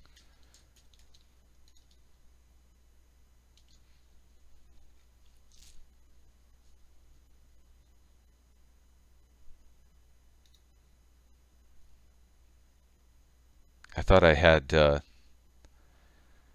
string drawing done down, but apparently I don't. Done so much of it.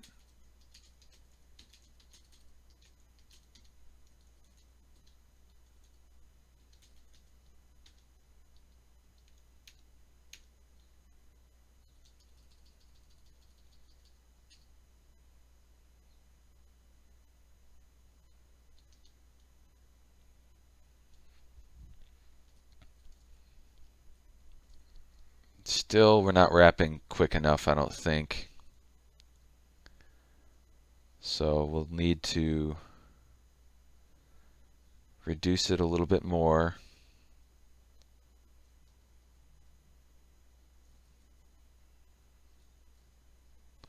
I think the line height is a little bit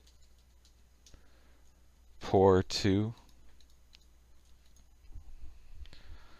Let's make it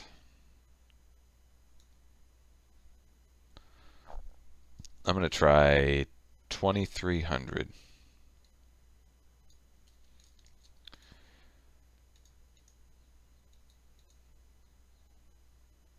And as far as the line height,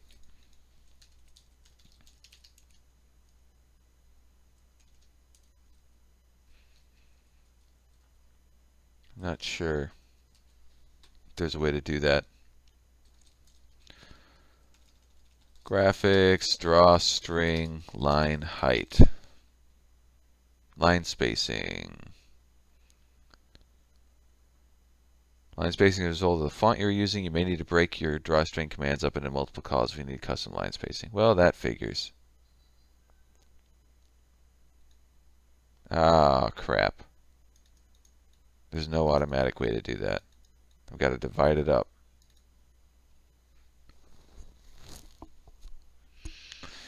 That stinks. Well, we'll take a look at the spacing.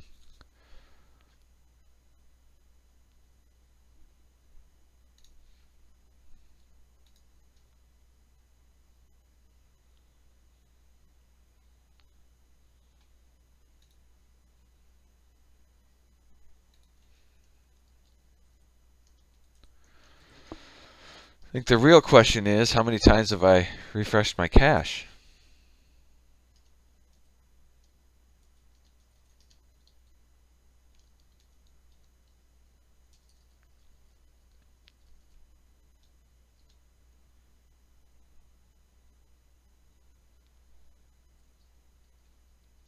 Okay. It's marginally better.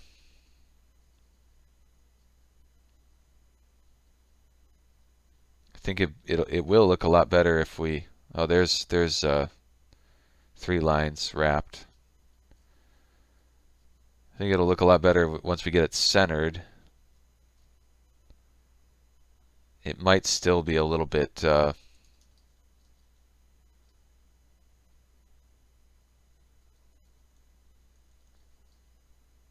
too long.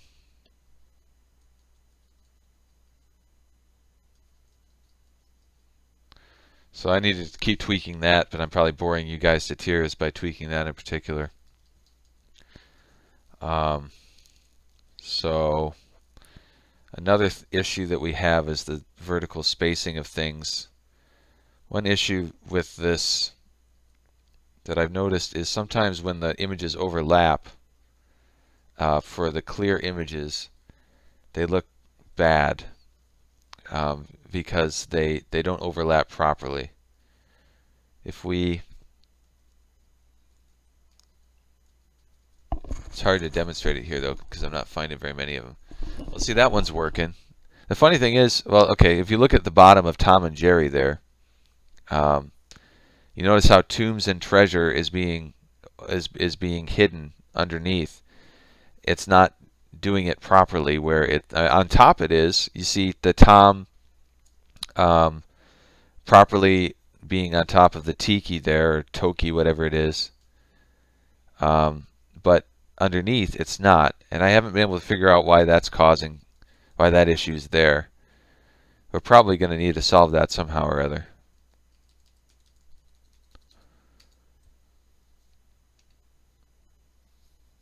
I'm not even going to try and pronounce that name. I-18471. Hey there.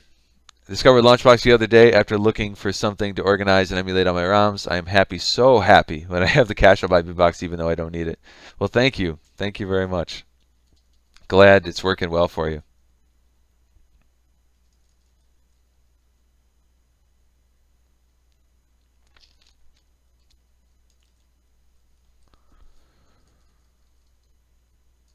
Kind of want to tweak this font too. Maybe find a better font.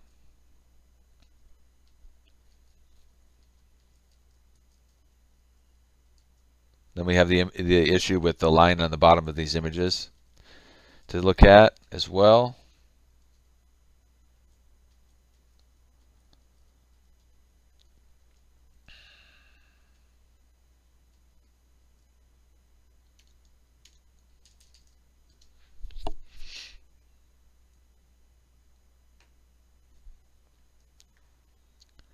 Forgive my ignorance, Velteus, but I don't know what hyperpause is. I've heard of it, but I don't remember.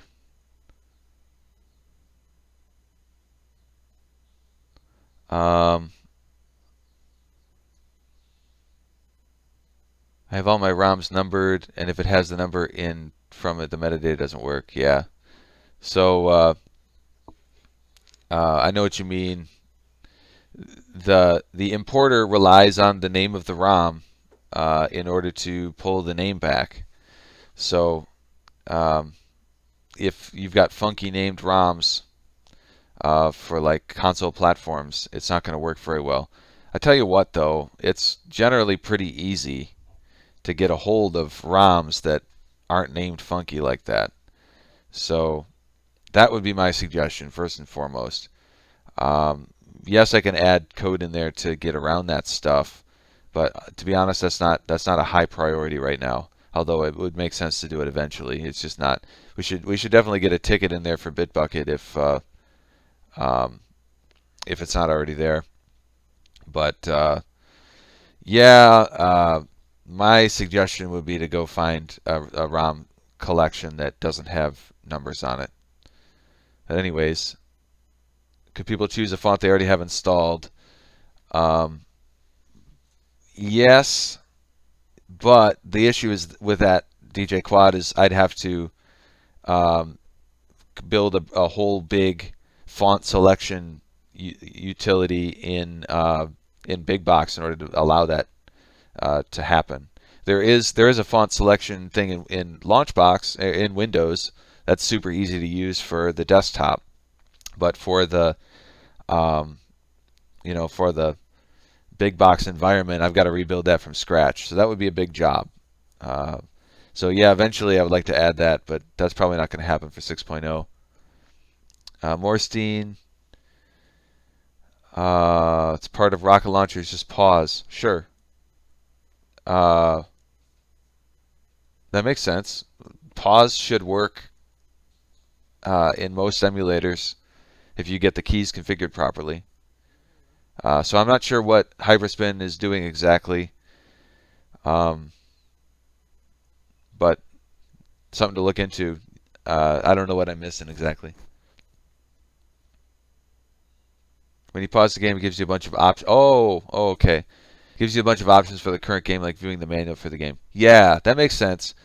Yeah, I could see us adding that. That would be really great to add. That's not anything that is going to happen quick, because overlaying stuff on top of games can be sometimes be a real challenge. So we may end up um, putting that off for a while. And I do recommend that people who are used to Hyperspin or Rocket Launcher and appreciate Rocket Launcher's features, you can still use Rocket Launcher, and I would suggest continuing to use Rocket Launcher if you have a good setup going, because Rocket Launcher does great stuff for you that LaunchBox doesn't do yet. The issue is setting it up is a royal pain in the rear. But if you already got if you already got a Rocket Launcher set up, then by all means use it. Yeah, absolutely. Um, is there a way to rename in bulk or remove the numbers? Yeah, there are third-party applications that can do that. Um, I don't know of a batch renamer off the top of my head, um, but unless you're like really restricted for bandwidth or something, just go. I don't know where how you got the stuff to begin with, but it's so easy to find a ROM set. I don't know what platform you're working with, but it's not really difficult. Um, Morstein, yeah, one of the coolest things is that in the pause menu there's a save and load state menu, which sends auto hotkey presses the emulator to save and load. Yeah, that's awesome. To be honest, I wish I had a good rocket launcher setup. I don't, um, and I've even considered many times over. I've considered actually including somehow figuring out how to include rocket launcher, because I love rocket launcher's features. And maybe even have it pre-configured, because that would be awesome. It would be really great. I just wish I could figure out how to configure it all without spending a ridiculous amount of time on it.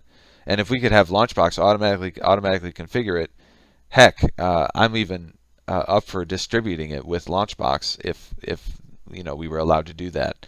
But because yeah, obviously Rocket Launcher is the best approach for running all this stuff and providing the best interface and all that stuff while the games are running.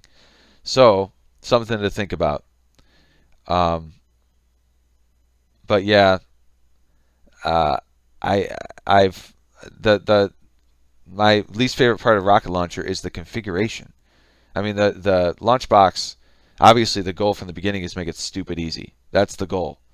Unfortunately, Rocket Launcher never had that goal, and it's confusing as all get out to somebody new trying to get into the application.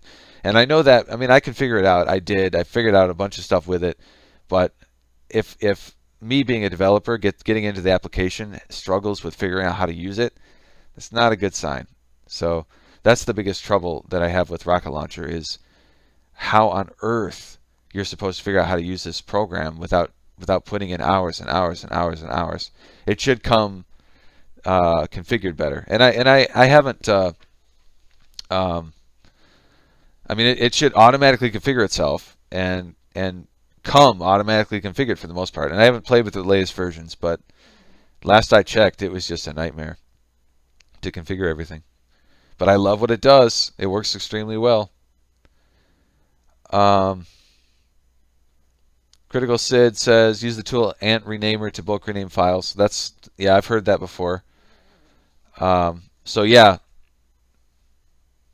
18471, whatever. 1847, is that what it is? Um, that makes sense.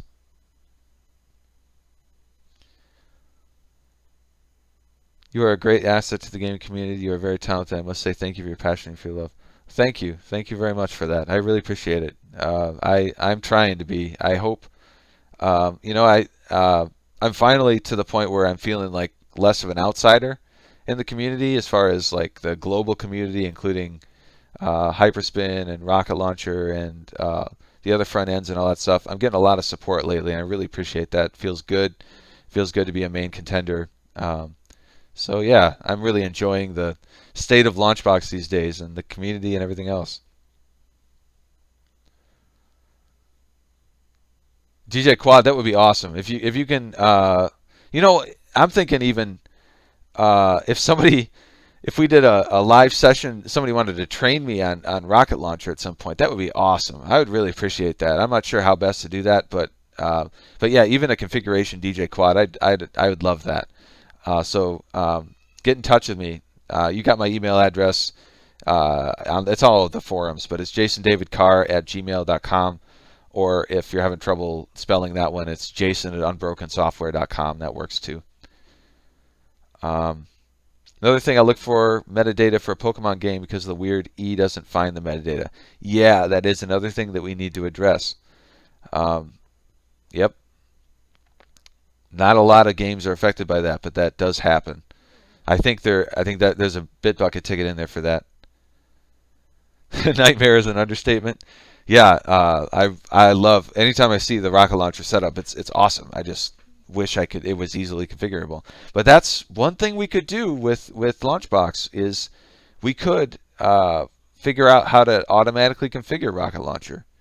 And if LaunchBox uses Rocket Launcher but automatically configures it, so nobody's got to worry about the settings of Rocket Launcher, imagine how powerful that could be. So that's something to think about. And I know I've got lots. We got lots of differing opinions as far as Rocket Launcher in the community. Brad doesn't like us considering including Rocket Launcher. He feels like we should just do it all ourselves and all this stuff. And I don't lean that direction as much as I lean towards, well, if Rocket Launcher is out there and it works so well and already does all this stuff excellently, but it's just hard to configure, what if we automatically configured it? So that's one thought that's running through my head on a regular basis. I think if you just checked out the fade, bezel, and pause menu stuff, that is the bulk of the coolness for Rocket Launcher. Guys, I'm streaming. You need to leave me alone. Don't knock on the door right now, please. If you just check the fade, bezel, and pause menu stuff, yeah, agreed. But at the same time, that is a major job. It feels like that's the only thing, Morstein, but there's a lot more to Rocket Launcher behind the scenes. There's a lot more problems that Rocket Launcher solves, and that's more involved of a process to develop than you'd think. Yeah, I got Reaper down there. I do. Actually, Reaper is the best thing to hit audio recording for years and years and years. Pro Tools is garbage. I hate Pro Tools. I hate it. I hate it. I hate it. I hate it. For the exact same reasons why I built LaunchBox. Reaper makes everything easy, and it has all the power tools that you need for audio recording. It does everything you need, and makes it easy and straightforward. It's like the difference between Hyperspin and LaunchBox. Pro Tools and Reaper. Reaper's just makes everything easy, and it's not the only program that does that. But the price point, the fact that it runs on Windows and Mac, and I think it might run on Linux. I'm not sure. It's just nothing better out there than Reaper for audio recording, as far as I'm concerned.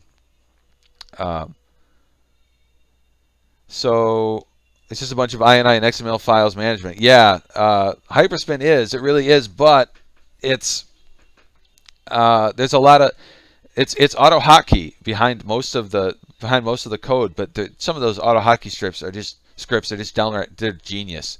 You wouldn't believe some of the work that goes into some of those scripts. So it's all, I mean, it seems simple. Rocket Launcher seems like a simple thing, but it is anything but a simple thing. They are geniuses. The developers, Rocket Launcher developers, are geniuses. And I say that because I've dived into some of that stuff. I've had to do some of that development. And I tell you what, it's not fun.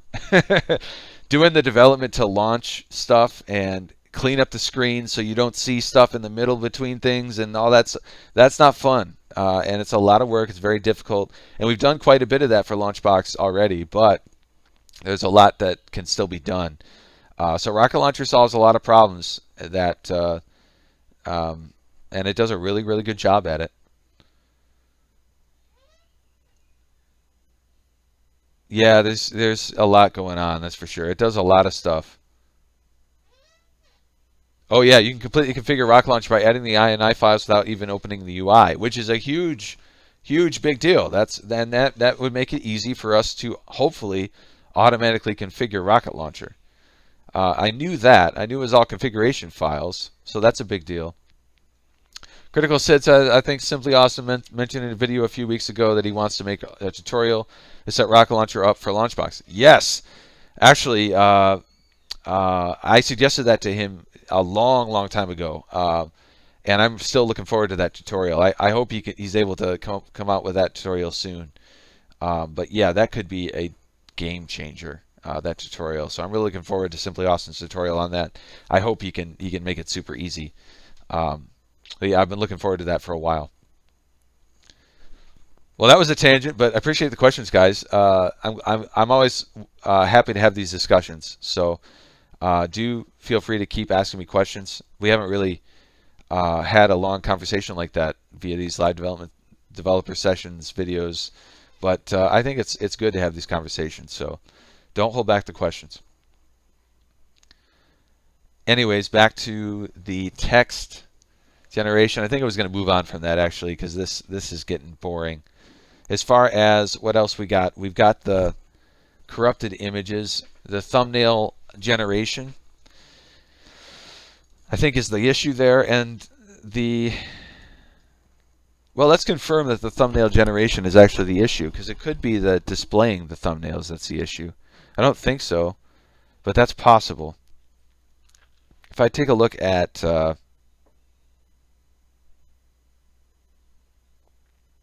what's going to be the easiest way to do this? I think, let's do this.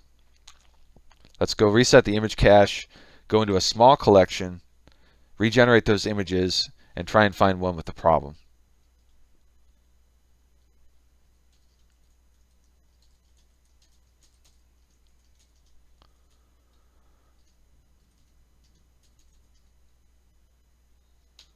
Okay, now go into something small like Nintendo Wii.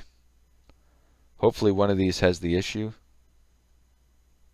I'm not sure if we're going to be able to find one with the issue now. Yep, Super Paper Mario right there has the issue on the right. So if we can find that image in our image cache folder, we can confirm whether it's actually the image that's generated or if it's... So here are our images. We're going to have to test them one by one, unfortunately. It was Super Paper Mario that was the problem.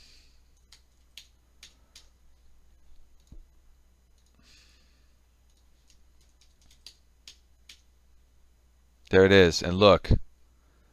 No, it's not the thumbnail generation, because that thumbnail is perfect from what I can, unless actually, I'm not sure.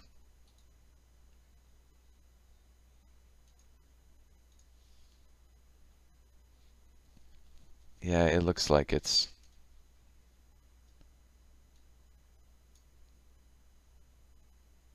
not in the thumbnail. But you see how the what causes this problem is that the clear logo goes all the way, and the transparent stuff goes all the way up to the edge of the image. If we change the thumbnail generation to have padding around the image, then I'm pretty sure that stuff is going to go away, actually. So this is good, because that means it should be fairly easy to fix just by adding some empty padding around the image. I'm pretty sure, just based on my history of working with images in development, when you see that stuff, it's usually because of the bleed. So let's see if we can fix that. Actually, I got some questions here.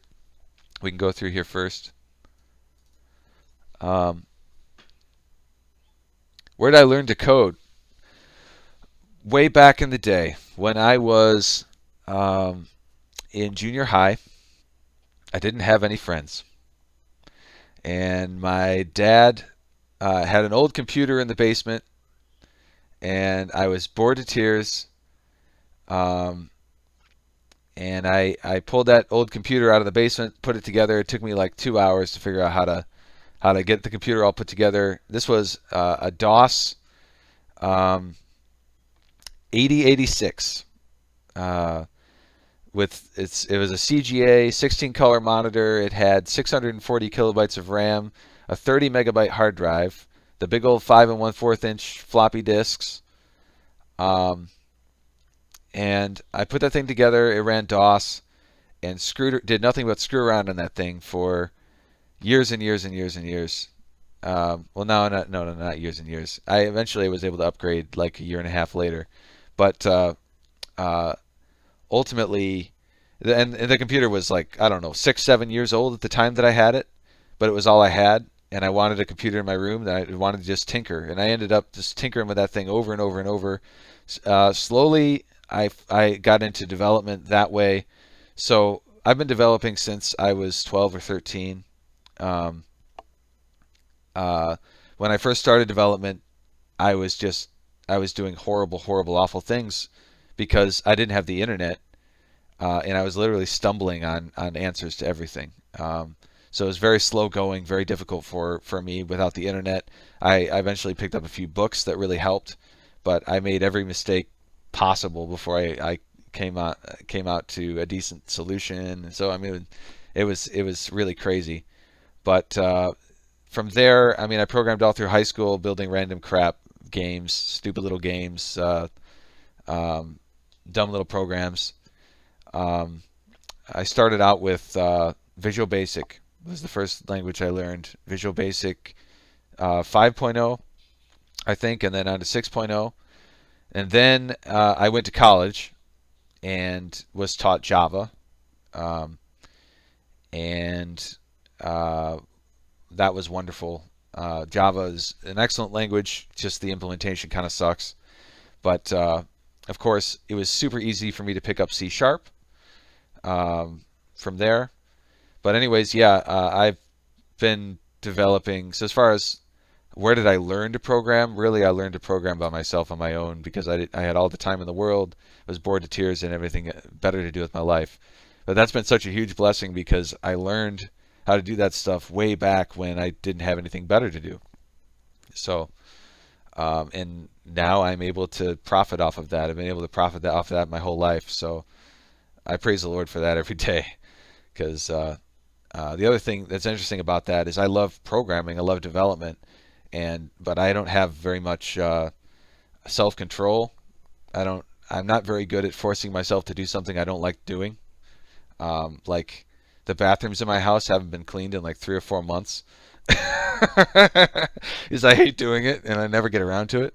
So yeah, but the fact that I love development and it makes me money is just such a huge, awesome win for me. It's such a blessing.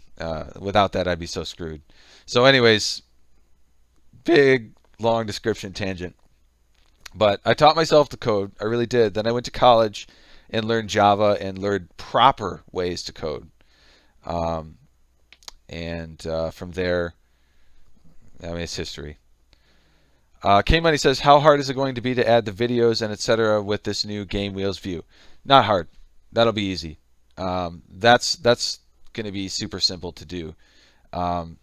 So I'll probably do that. I might do that later today, if not tomorrow. I don't expect that to be difficult. It's going to be more difficult tweaking the actual view. We've been working on the harder stuff, or tweaking the actual wheel. We've been working on the harder stuff, really. However, we do have another difficult thing to tackle, and that is before the 6.0 release, and that is the cover flow and details view, which is another new view that I want to build. So we definitely still have a work cut out for us. I'm probably going to tackle that on Wednesday, as we got another live session on Wednesday. So that's coming up. I use FL Studio, but I get what you're saying. Pro Tools is a pain. Yes. Yes. Pro Tools stinks. And the hardware required for it, I think they might have gotten rid of some of the hardware requirements lately. I'm not sure. But my last experience with Pro Tools was in college a long time ago. But I've always hated Pro Tools. I've spoken with some music producers on Twitch, and they say they only use Pro Tools to fine-tune things. Ah, interesting. So, but I wonder, like, switching back and forth between Pro Tools and something like Reaper, I can't imagine. Can't imagine that's easy. But anyways, who knows? Yeah, they work on other stuff. Cool. Well, that's good to know.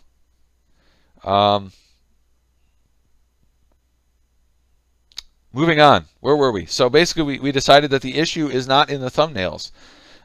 So in the thumbnail generation, if I add some padding, just a couple pixels of padding, when we generate our thumbnails. So in app.createThumbnail, this is where we're actually drawing our stuff. We draw our image here, and what we can do is when we make our new image,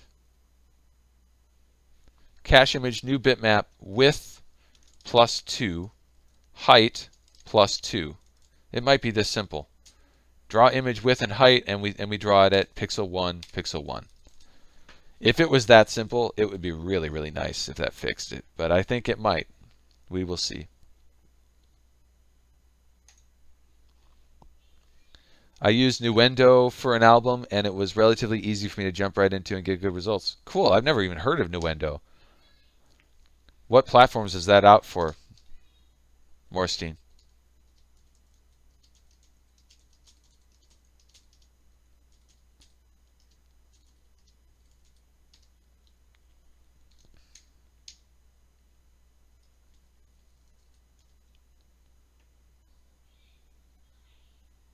Let's see what we got.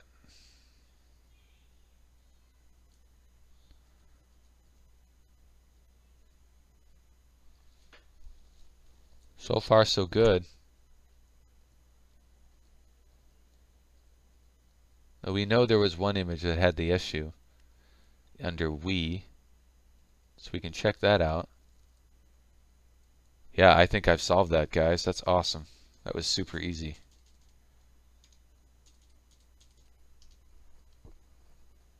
Super Paper Mario there was the one with the issue. Yep, and it's gone. Woohoo! It's nice when things are easy. So the next issue I have here that I need to address is the overlapping images issues.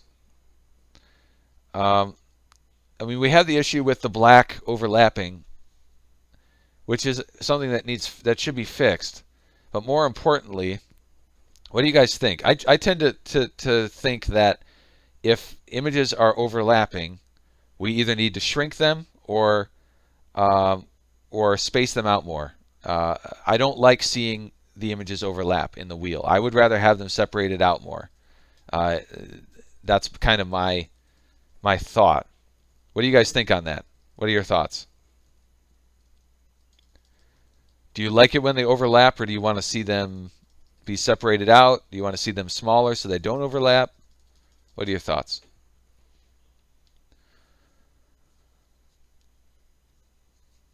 Morstein says I did it on Windows XP and Windows 7. Older versions, of course. This was like 4 years ago. Okay. Huh. So what do you guys think about the overlapping images? I hate overlapping images. That's why I want to use Big Box instead of Hyperspin. Well, that's pretty clear. Separate them out more. Okay. Don't like them overlap. So you guys are all with me. That's great. So we can work on the spacing to fix that issue. And I'm thinking, so I mean, the black overlapping issue is not an issue if we just space them out so that doesn't happen. So that's probably what I'll focus on next here. I'm not sure how we're doing on time. I'm going to need to go be with the family here before too long on Memorial Day. It's 12 o'clock, so I've got at most a half hour left. Well, I'm glad we're all in agreement. That's great. So we can space them out more. I think um, it's easy to space them out more, but it feels like we should only space them out more if, if it's going to, if they need the extra space. I'm not sure, which is going to be tricky. I think a better way to do it would be to set like a max height ratio or something like that on the images themselves. I wonder what we could do there. We might be able to do that in the thumbnail generation, actually. If the height... Interesting. That's probably going to be smarter. Take a look at the... The only thing is... Okay, so we have a max height and we have a max... When we set a max width too, perhaps. No, that's not going to... Or maybe it is. Yeah, that would work if we set a max height and a max width. Yeah, some logos are long and short, others are short and tall. Correct. And if we set a max width as well as a max height, we can control the aspect ratio a little bit more. And ultimately, if something is too tall, we just shrink it down. Is what that's going to do, and provide more space rather than separating things out so we don't get as much on the screen. If something's too tall, we can just make it smaller. To me, that makes the most sense, I think. And we can adjust all those settings. But if we add the max width, yeah, I think that's the best way to go here. So let's do that. Say int max width. And so what we get, the way we do this is when we come up with the image size. So we say int width equals max height times the, well, first of all, we get the aspect ratio, which is the width divided by the height. And then we set the width equal to the max height times the aspect ratio, and the height equal to max height. Now, if width is greater than max width, then what we do is we set the width equal to max width and the height equal to int max width times, is that going to work? I've done this elsewhere. Is that good math there, guys? I'm not sure. Probably not. It might be divided by aspect ratio.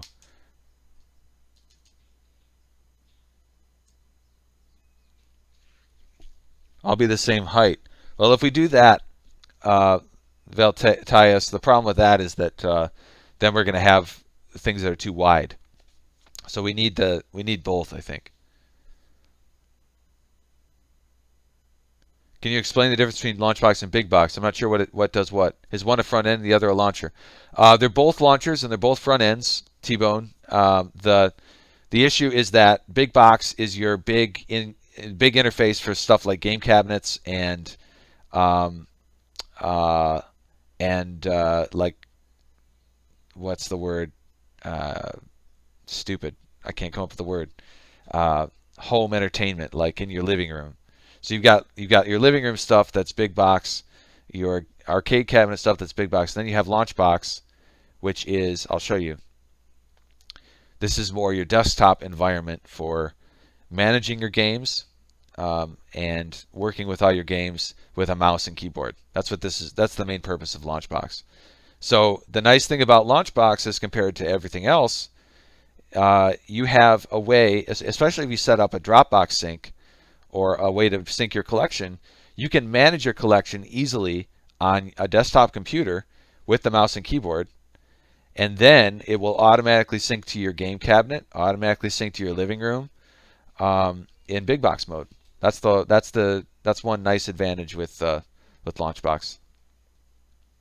You can manage all this stuff easily in Windows, and then it will automatically sync to your big environment. BigBox won't let you won't let you do a lot of things to edit your games. It's mainly just for presenting them and using them.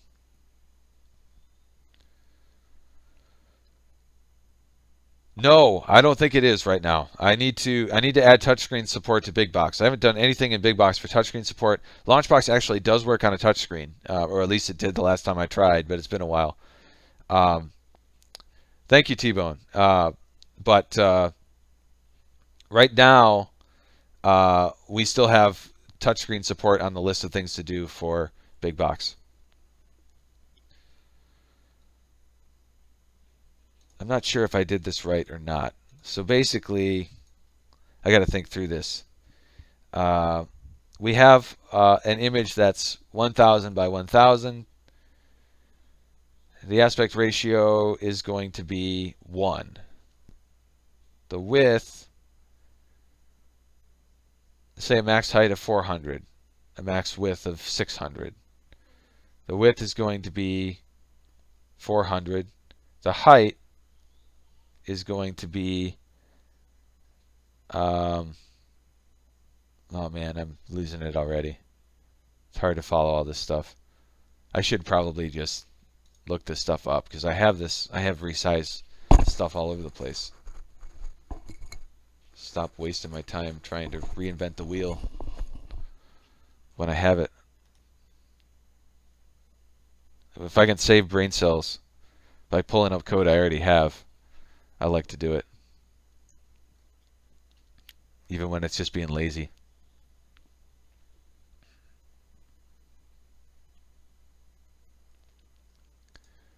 Okay, so this is the games database code. If it ever finishes loading, there it is. And if we take a look at controllers, games controller,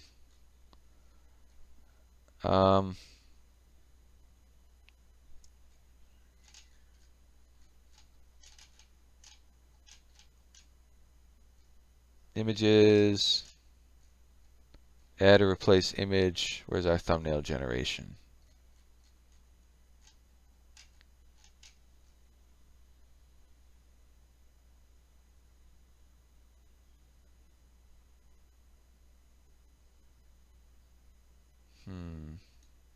It's happening somewhere else.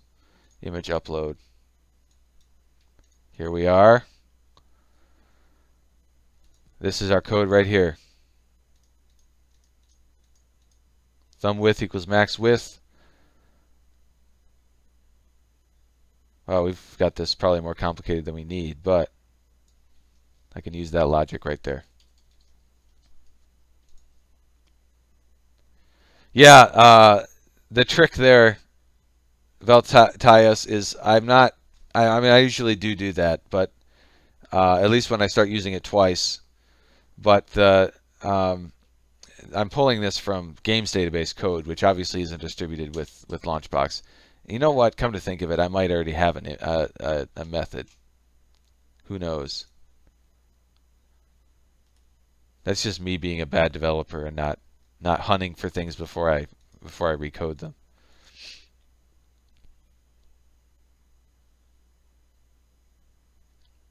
See, I'm not doing the aspect ratio thing here. That's the issue. Okay, so aspect ratio, yeah. Then we set width, max height times aspect ratio, height, max height.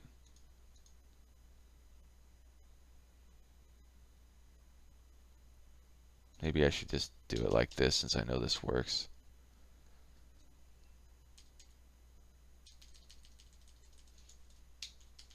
Int width equals max width.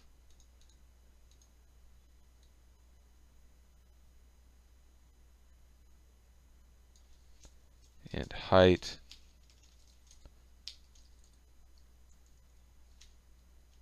if height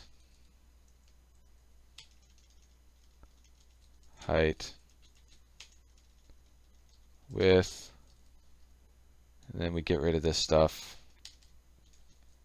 and that should do it. So now this isn't going to build because we changed the changed this method.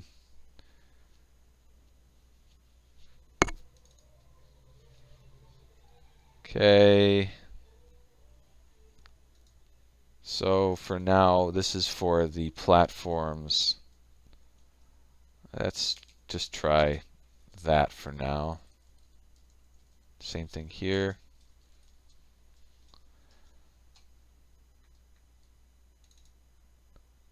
Okay, this is, oh sure, the game stuff.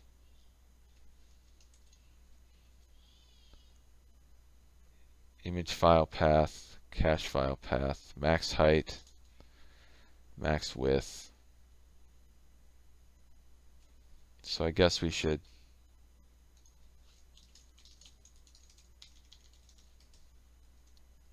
change that up.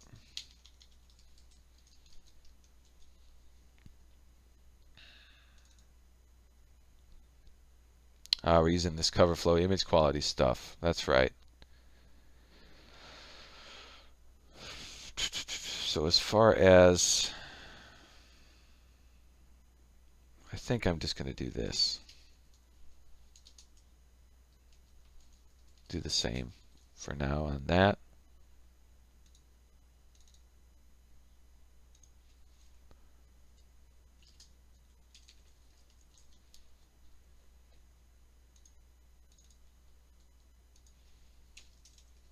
Try that.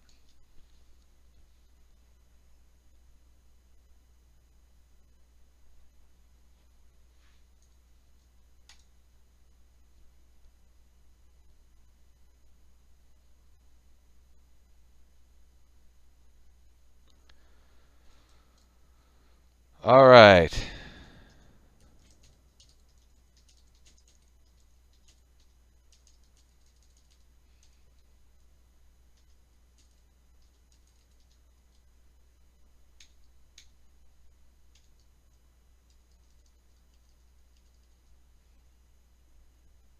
Let's try we. Okay, so we have interesting. I didn't think about that. One thing what I need to do is I need to make the image, instead of doing it that way, I need to make the image wider. I took the wrong approach marginally here. I need to put blank space in it instead of shrinking it. I didn't think about that. Because you see right now it's all blurry. And the reason for that is because I'm shrinking the image, but we're not adding the blank space. What specific parts of LaunchBox, Big Box could people use Rocket Launcher for instead if they already have it set up? Well, I'm not an expert, so answering that question is not. That's not a good question for me to answer. But I know. I mean, you can handle controller stuff. You can use Rocket Launcher to map all your controller settings. You can use Rocket Launcher to do stuff like exiting games. You can, I mean, all your inputs, launching, emulator configuration, that kind of thing is just the kind of stuff that Rocket Launcher will do.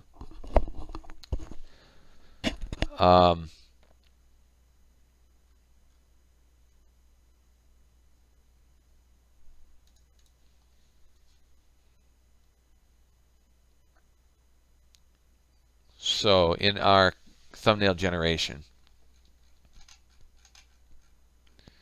this gets tricky. Where's our method to, let's just create thumbnail here. And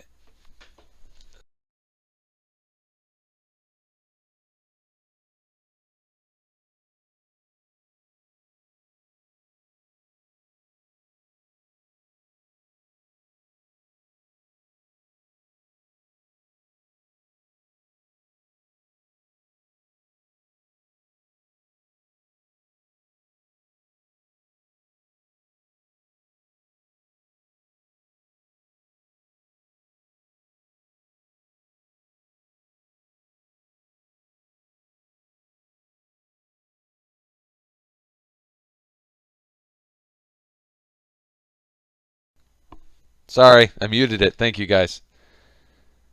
All right, I assume I'm back. The It certainly helps to have a good computer, yes. Basically, everything just goes faster. Do you absolutely have to have a top-of-the-line computer in order to develop? No. Obviously, especially when you're working on something like LaunchBox and BigBox, which is relatively resource intensive, it's good to have a really good machine so that you can develop on top of running those applications and everything else. But for most development, you don't really need that great of a computer in order to do it. It's just that the better your computer, the faster you're going to be working on things. And if for example, like if you're working for a company, if your employer has any brains at all, if they have any idea what they're doing, they'll get you the best possible computer they can get you, because the better the computer they get you, the faster you're going to be able to work. I've worked for companies that will skimp on that stuff, and they're being really stupid and shooting themselves in the foot because they're making their developers sit and wait. It's a lot cheaper to buy a new computer than to pay a developer to sit on his hands. So it's always better to have a better computer. But can you develop on crappy computers? Oh yeah, you should see what some people can build using really crappy hardware. It's kind of amazing. So you absolutely do not need an excellent computer in order to develop. But the better the computer you have, the more productive you're likely going to be. All right. So we need to increase the width if the height is too big, which is counterintuitive to what I was thinking. But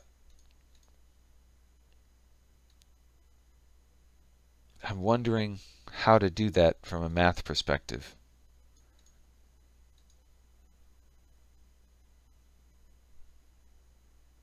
Sure, Rocket Man.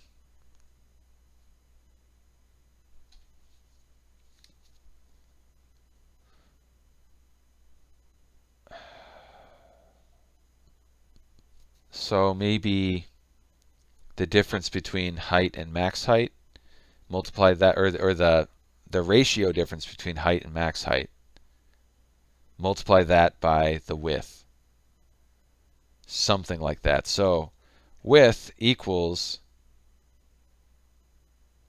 image.width times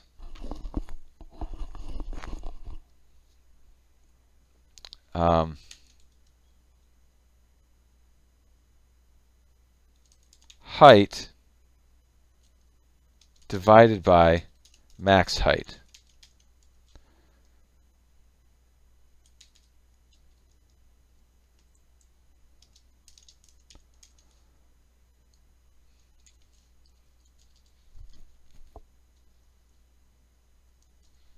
Something like that. It's not going to be centered like we want, but I'm thinking hopefully that'll get us sort of there.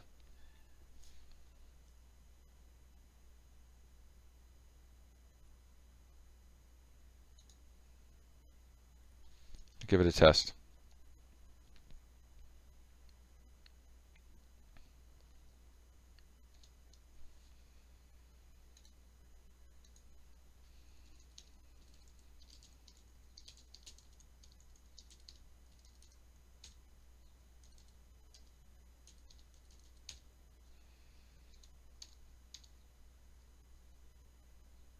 Okay.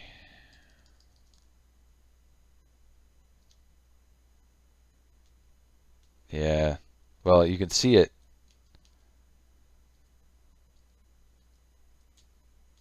I think it's. You can see how they're left aligned because they're not centered. It's just going to be a lot of tweaking here, I think, in order to get this actually right. I think one thing that would help us get it right would be to put a white background on these images, which is easy to do, just so that we can watch it, we can see where it's actually painting this stuff.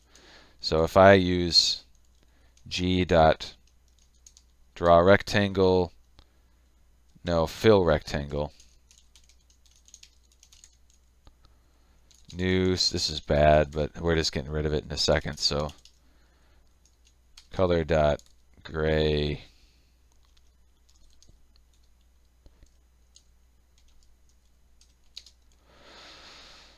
Zero, zero with height.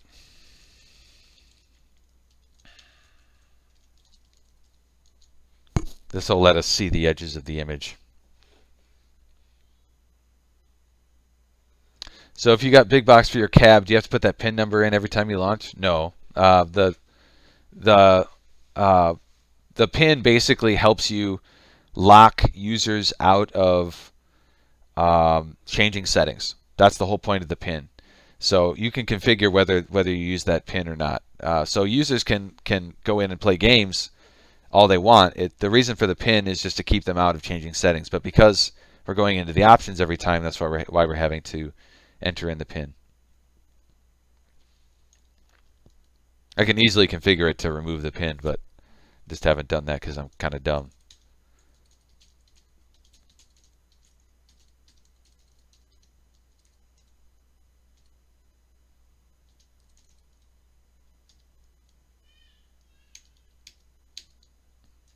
There. That's interesting. It's not filling that. Well, I think I know why.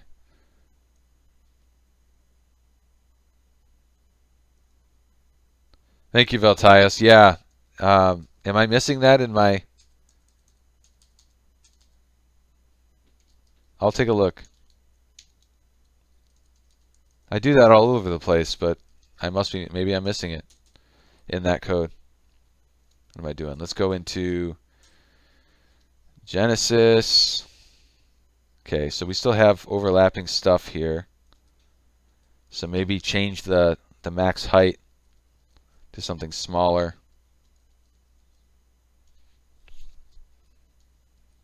Or increase the max width. Let's try increasing the max width.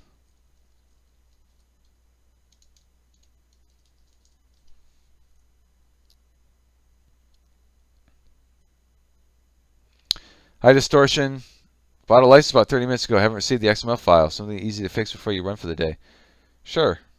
I'm guessing it's just a spam issue, but I will take a look. Thank you for the purchase.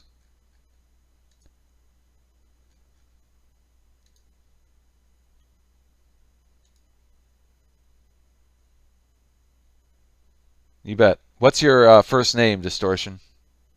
So I can look it up.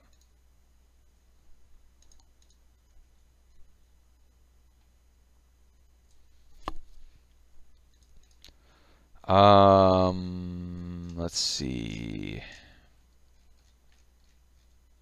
You're going to change the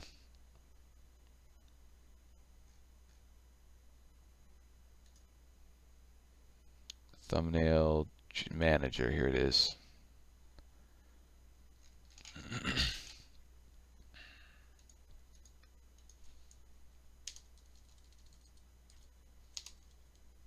Oops.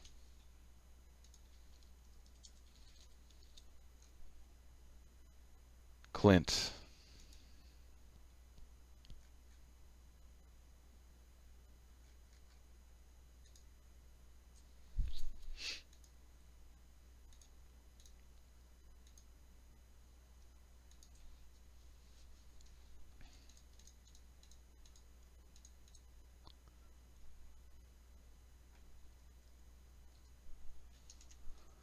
I'm loading that up, Clint. I'm not sure what. It's taking a second for some reason.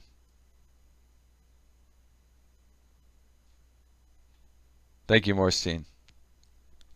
Yeah, I enjoy all this stuff. I didn't expect to be honest, but yeah, ever since we started doing this, I'm really enjoying it, so I think we'll keep doing it forever.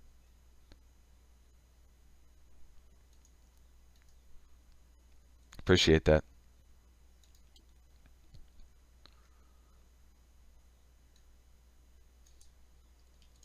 Okay. Did you get a receipt or did you get any emails at all?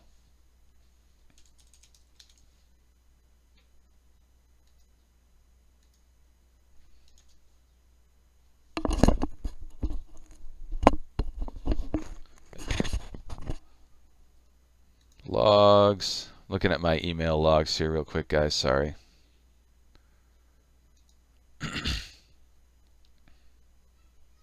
Okay.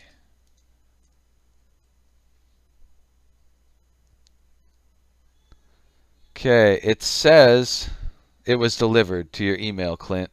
Your premium license and your download. So I guess it must have gotten caught in spam. I can send it to you. Yeah, I did, DJ. Yeah, absolutely. I wonder if it's because it's Memorial Day, but also I know we've gotten huge publicity since we came out with the platforms wheel. Believe it or not, that has made people jump all over us, which is awesome. All right, well I will Distortion. As soon as I get off this call, I'll send you an email from my personal email with your license in it. That should hopefully solve it. Otherwise, if you have another email we can use, let me know.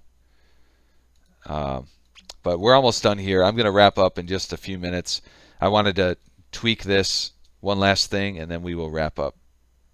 Absolutely. Yeah, that was a huge positive win right there.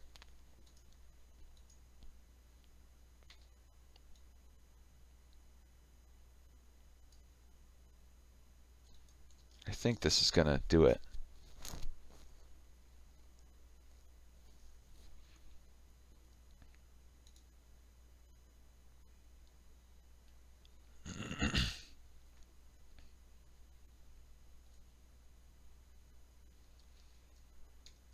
Okay. Here we go again.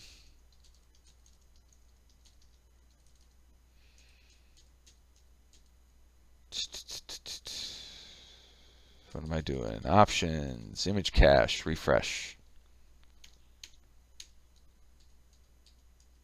Wait, why didn't it pop in? I guess it did.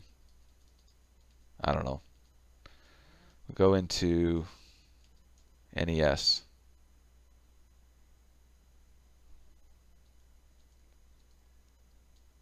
Okay, we're getting there, but it's still not. Why is it?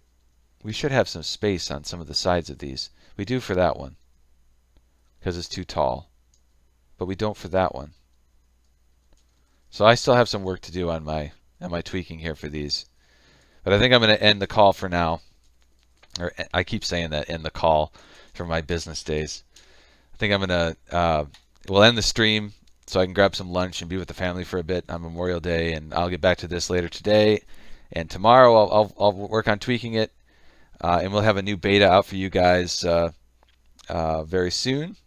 And then Wednesday we'll be back at it at 9:30 in the morning, PST, and I'll be working on another new view with the cover flow and the details on the bottom or on the top or something like that. And we'll go from there. Thank you, everybody. Take it easy.